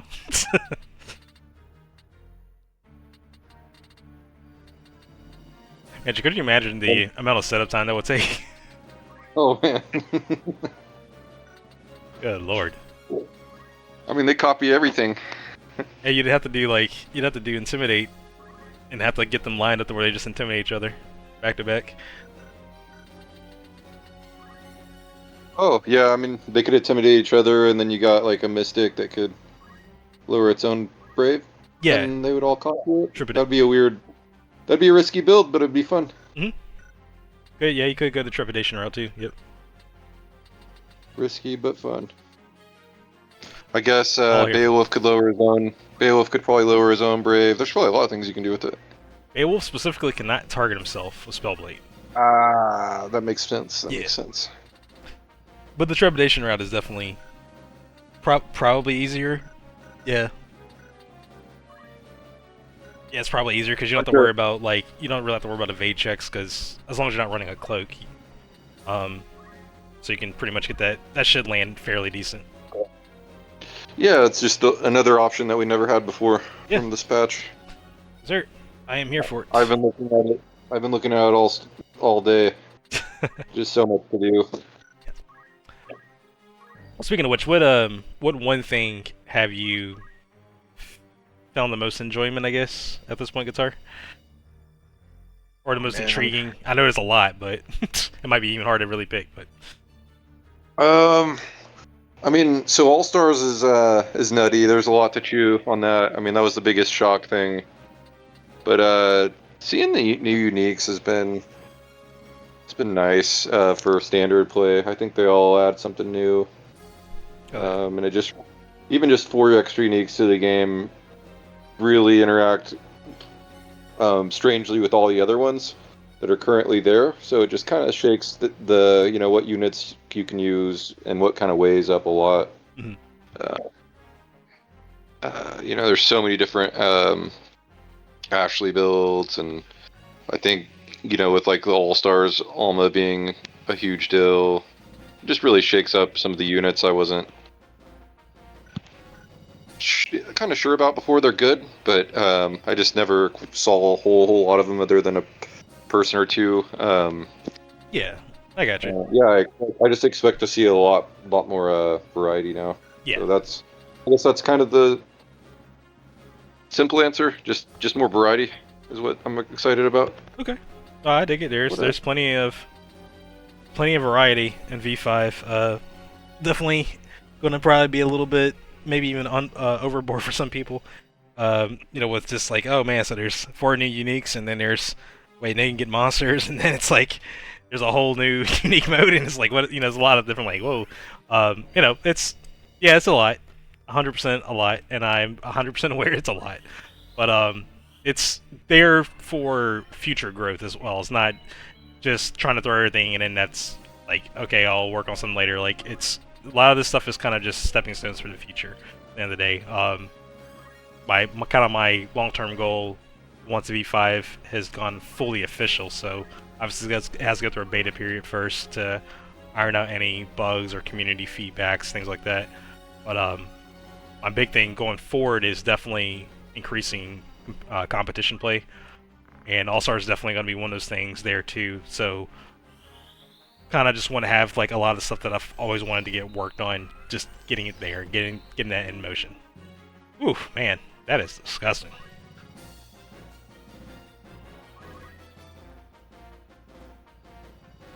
That is absolutely disgusting. They're falling off, and I'm not a fan. Made me feel pretty gross.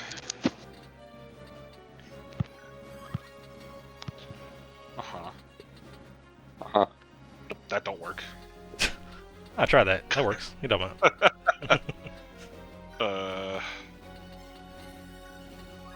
Only works on Balthier. You don't mind. Oh, my Orlando feels tainted now. What's this PA at this point? It's I've only at hit him 16. 16. I've only hit him once. I only hit him once. I mean, still, like, you went from 21 to 16. That's a pretty large jump. Doesn't feel great. I gotta spend 5 turns to keep waiting now. Make up for that. Hey, might have to start using bar with battle chain, right? Oof. Might have to counteract it. I think using a knight with the garment ring for battle chant sounds That's fair. more spicy somehow. Oh, that's definitely doable. Yeah, it is definitely doable. Just spicy. Okay. Yeah, I was thinking about Onion Knight with garment ring. Doesn't get speechcraft, but it could still be fun. Yeah. We're gonna go here. It has the best tankiness option overall, but you don't get abilities. So, especially not being able to slot performing. But if you're kind of relying on like if you're looking at certain skills, then I think it's A-okay though. Yeah, it could be useful.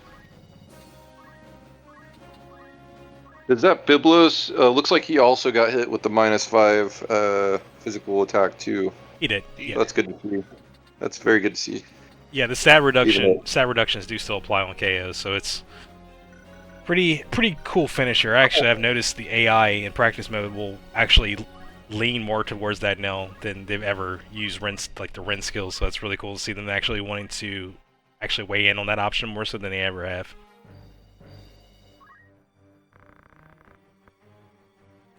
Here. Alright, everybody's getting a little top up. Not what we want to see here. Hey. Whole 128 hit points back to race. Yeah, Sway to Rumor. If you could just do that like 5 more times, Nah, that'd be great. that's hard. Oh, there were some pretty spicy hills there. Also, welcome, Hugh. Good to see you show up. It has been a bit.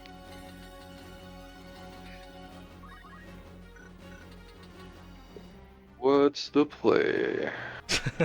Hope to see you around here Tuesday or in the near future. But yeah, the AI definitely takes advantage of the Ren skills, and especially I've noticed they do it more when there's a killing blow with the Ren stat skill. They'll run up to you, they'll do Ren speed and kill you with it, and you'll select the -2, of course, and the KO. So it's been really interesting Rude. watching them actually do it. Yeah.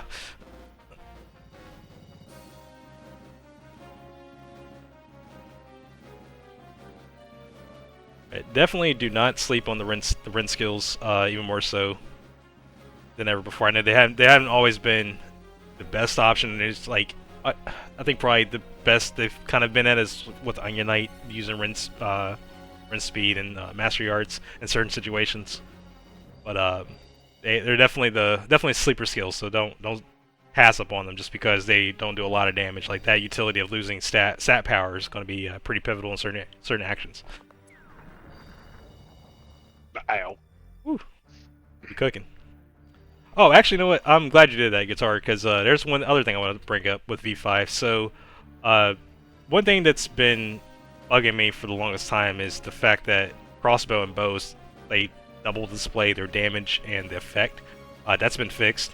There's one little nuance with bow I want to look at a little bit further, but for the most part, it's fixed.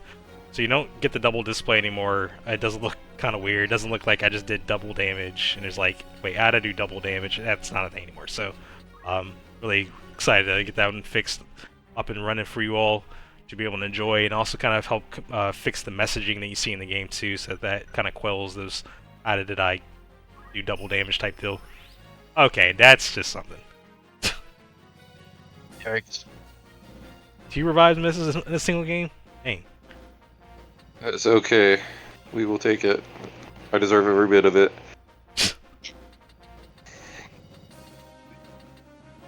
Wow. Well, he probably did. Yeah, he gon' die. You getting back? He'll get right back up. He'll get up, but it gon' hurt. Oof. Pain. Scallopor looking spicy. Looking pretty darn spicy on Alma too. Hint hint, wink wink. I think maybe I should have tried to steal somebody's sword. I was shocked he kind of didn't. True. Yeah, Blade of Ruin still needs sword, yeah. I don't know when I could have, but if I could have, I should have done it. I should have went for it. Probably would have been. It would only been like a 50-something% chance, maybe a 60, but it would still have been worth the shot. Yeah, I think that's pretty reasonable to lower the chance of getting like -5. Doing there, bud? Hey, he's back. It's not what we want to see. Give me a good old revive. She doesn't want to be here. She's not a big fan of this right now. She could escape. You're right. He is kind of between a rock and a hard place, though. Literally. We're gonna roll big. Do I want to try to roll big? No. Risk it for the biscuit, right? Always. Always risk it for the biscuit. What you doing, bud? I could also drop some rocks. That'd be pretty cool. Oh, I got you, Hugh. I just got caught up on the messages. All good. I hope to we catch you around. Even if not necessarily for PvP, just kind of coming in chit chat for a little bit and spectating. Always good to see the old hits pop up. Yeah, for sure.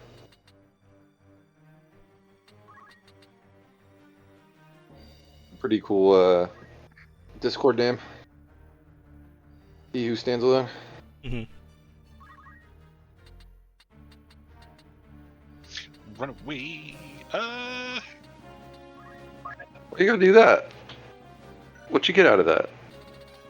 What do I get out of it? Living. You don't need to do that. Stupid idea? Doubt it would work, but it'd be funny. Oh wait, hang on. Perfect. I like when you sound like that. Yeah. Wait, hang on.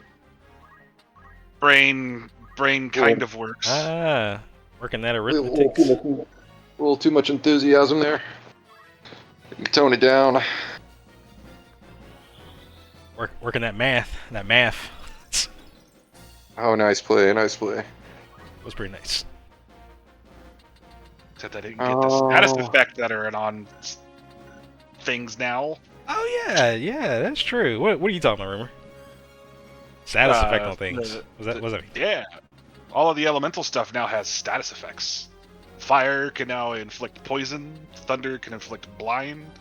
Ice can inflict mobilize. Interesting. Very, very nice. Even Holy and Dark can do some weird stuff too.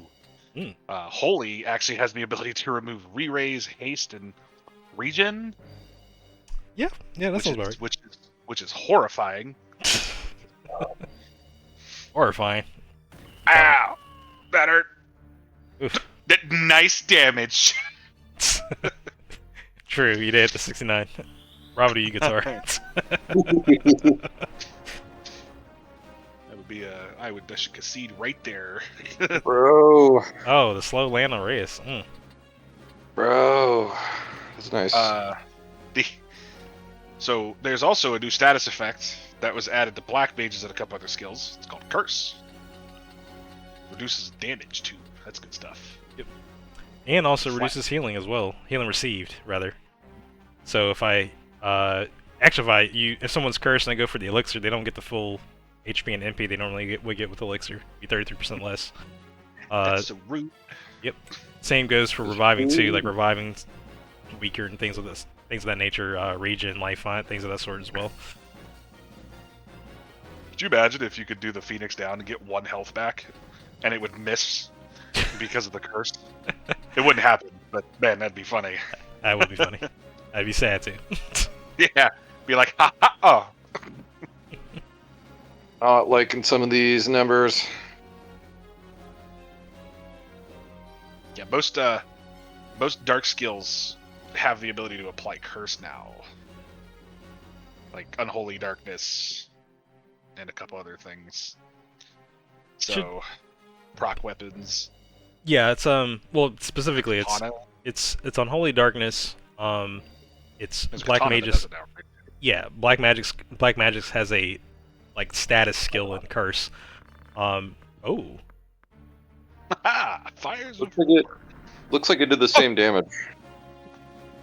It was. Oh, it is critting. Okay, yeah, that was the crit damage. Yeah, that was totally the crit damage.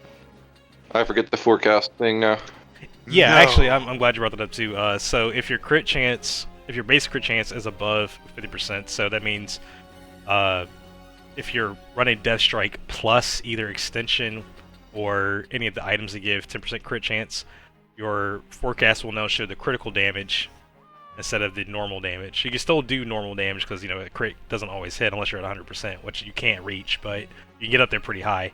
But you still can get that, but it will show you how much your crit damage would be if it does connect. Yeah, to continue on with the conversation with Rumer regarding Curse, it's also Black Magic's has Curse. There's also Iaido's Ama no Murakamo skill has Curse AoE Curse Infliction at 19% chance. That's a really good one to try to get out multiple curse out. I think there is one of Ashley's skills, his axe break art called Accursed Umbra, has a guaranteed curse infliction on top of damage, so that's really cool. And I think that's it. I think that's it. There's a handful of skills that can get curse out. Black Mage, Samurai. I think Unholy. Ashley. Yeah, Ashley had no good. Yeah, he has it. Yeah. Yeah, Unholy Sack. Yeah, there's quite a few options. Yep. I already had my Cloud Curse in practice mode. Oh yeah. I think it was the Samurai. Did you notice like a decent Big. difference in your? Oh, that was pretty big. Yeah, I'm like losing practice modes now. Oh, interesting. They're very, That is interesting. they are very, very strong practice modes. There you go, getting you ready. I'm not always losing, but it's It can happen. more That than definitely I'd can like, more than I'd like to see. happen. Good, then they are working decently as intended. Oh, not Alma. No, she doesn't deserve it. Come on, 8%. Get that block.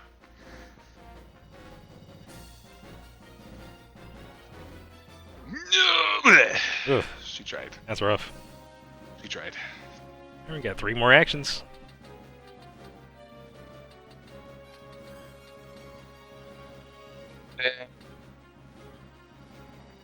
That dude's got protect shell for days.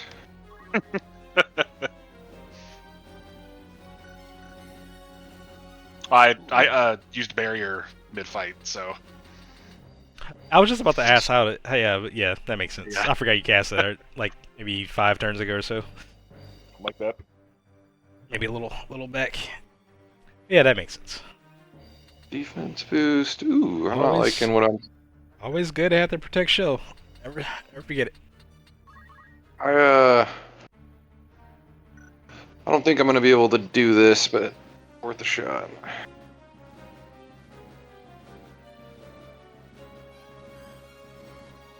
Oh my goodness.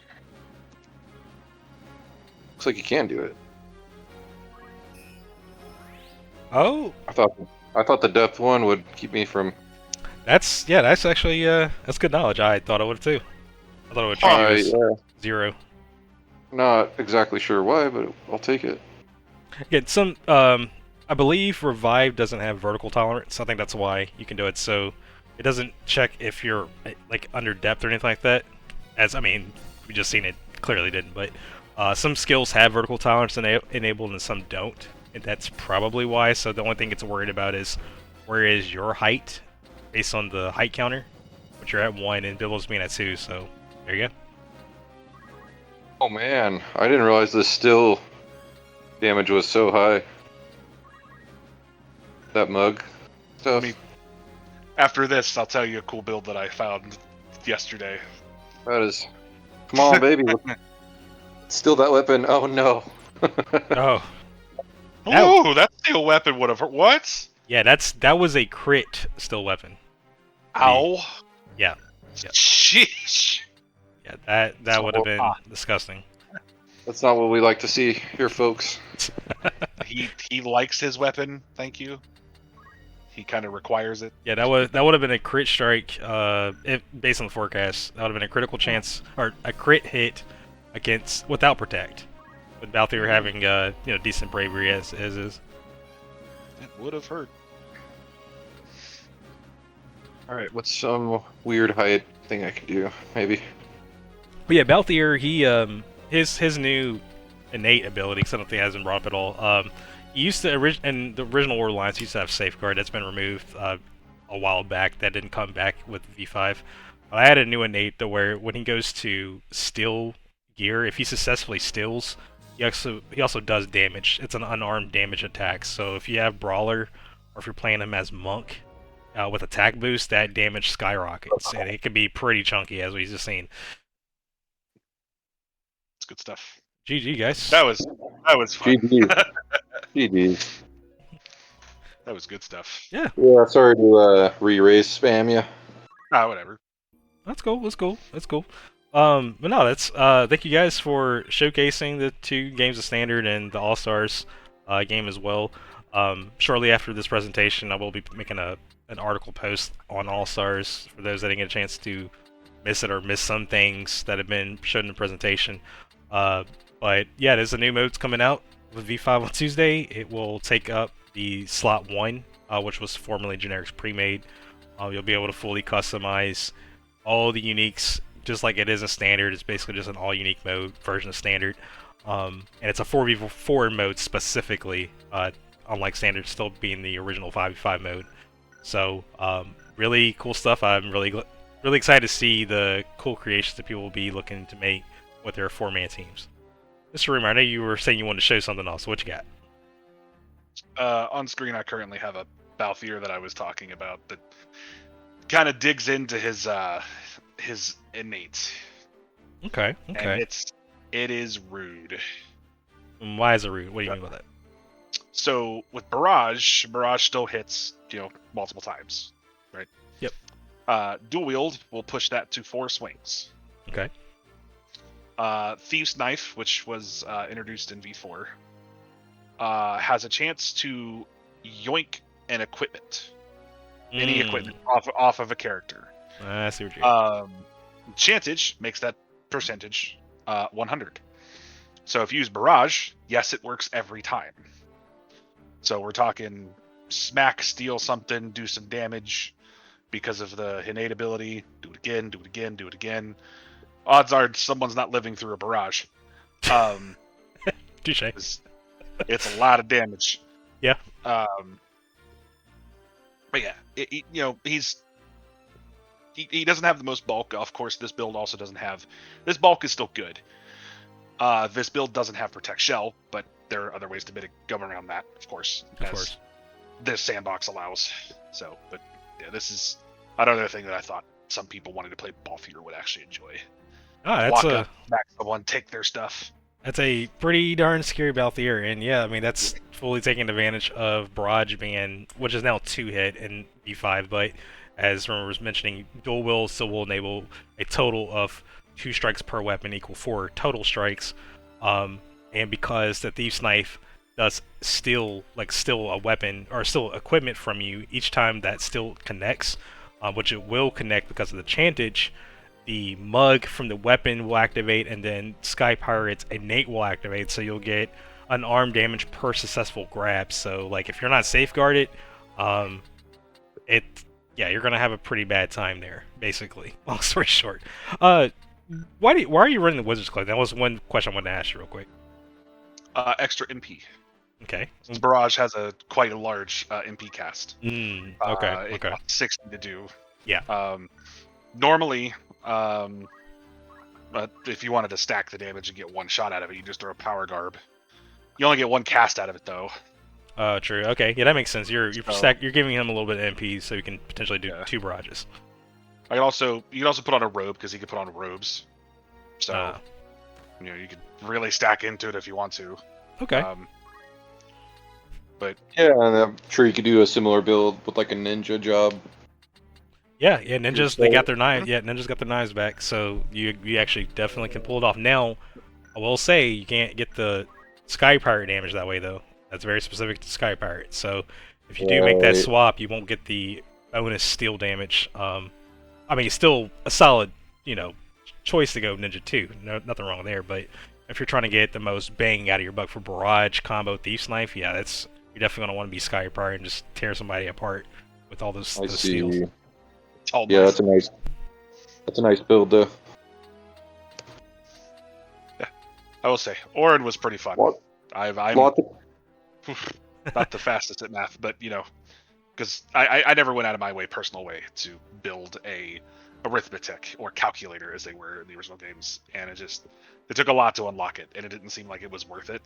But of course, that's totally wrong because yeah, a lot of people do speed runs. Yeah, the biggest speed run for Final Fantasy Tactics is calculator or no calculator runs. So. No, I dig it though. I'm glad you showcase them because I mean it's one of the characters you don't really get to play play that much in the story anyways as is. So that was really good to show him actually being in a game and then also showing his changes as well. Elmdor, we're going to end this here shortly, but Elmdor, he also has a very similar thing like Islude, where as long as he's on Arc Knight, he also gains Vampire as a tertiary, or excuse me, I'll just say as a third skill set. So not only do you have Sword Spirit, which is Iaido at its core, but he also has Safeguard innately on Arc Knight, so he can't be robbed unless going up against Thief's Gloves. But also Safeguard had a change to this update where it also reduces the break rate of Iaido, or Sword Spirit in this case, by 25%. So keep that in mind too, when you're looking at doing that type of stuff, like you do get Iaido, you also get less break rates, and you also get Vampire as a third skill. Yep. Also reduces your loss of stats by 1. That is definitely going to be another thing to keep in mind of going into V5, as we've seen. Like stat loss abilities are probably going to find their way. We're going to circle more and more to the quote-unquote metagame in the future. So Safeguard is a very good option to counteract some of the stat blows that you will see. So like, yeah, it's not going to be -5, it'll be -4, which you're like, oh, that's not like a big difference, but it is a difference when you look at, being able to also protect your gear, and then also like that's a little bit more damage you've saved or more utility you've saved because of that. So it is definitely a stronger option in the future.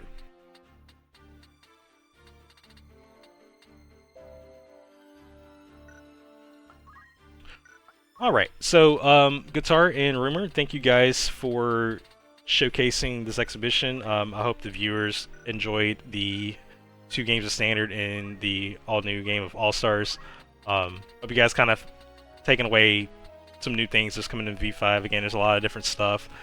Some things got shown here and a lot of things didn't, but that's okay. We're just wanting to showcase some of the stuff that's coming with V5, and of course you all will be able to get your hands on these things on Tuesday, March 18th. Hopefully in the early afternoon, and I will make an announcement once it is ready for download. Leave it off with the meme build. Thanks for making an awesome game even better, and this version looks like it's going to be the best one yet. I appreciate it. I'm hoping you guys and everyone has fun with it. Like I said, there's a lot of experimentation and stuff you can do. Definitely go wild with figuring out things, and more importantly, make sure you guys are getting games in with others too, because it's cool to share those thoughts, and like, hey, something like this is really cool, and then someone might be like, maybe you can do it this way and it'd be a little better this way, or you can take it a different approach. So that community aspect is also like a real big chunk of this as well going forward. So definitely looking forward to seeing people put up new games and showcasing new games and stuff, and seeing what kind of crazy creations that everyone will be making in V5. It's gonna be great. I'm so excited to see all the sandbox changes or things people come up with. Oh yeah, crazy stuff, meme builds.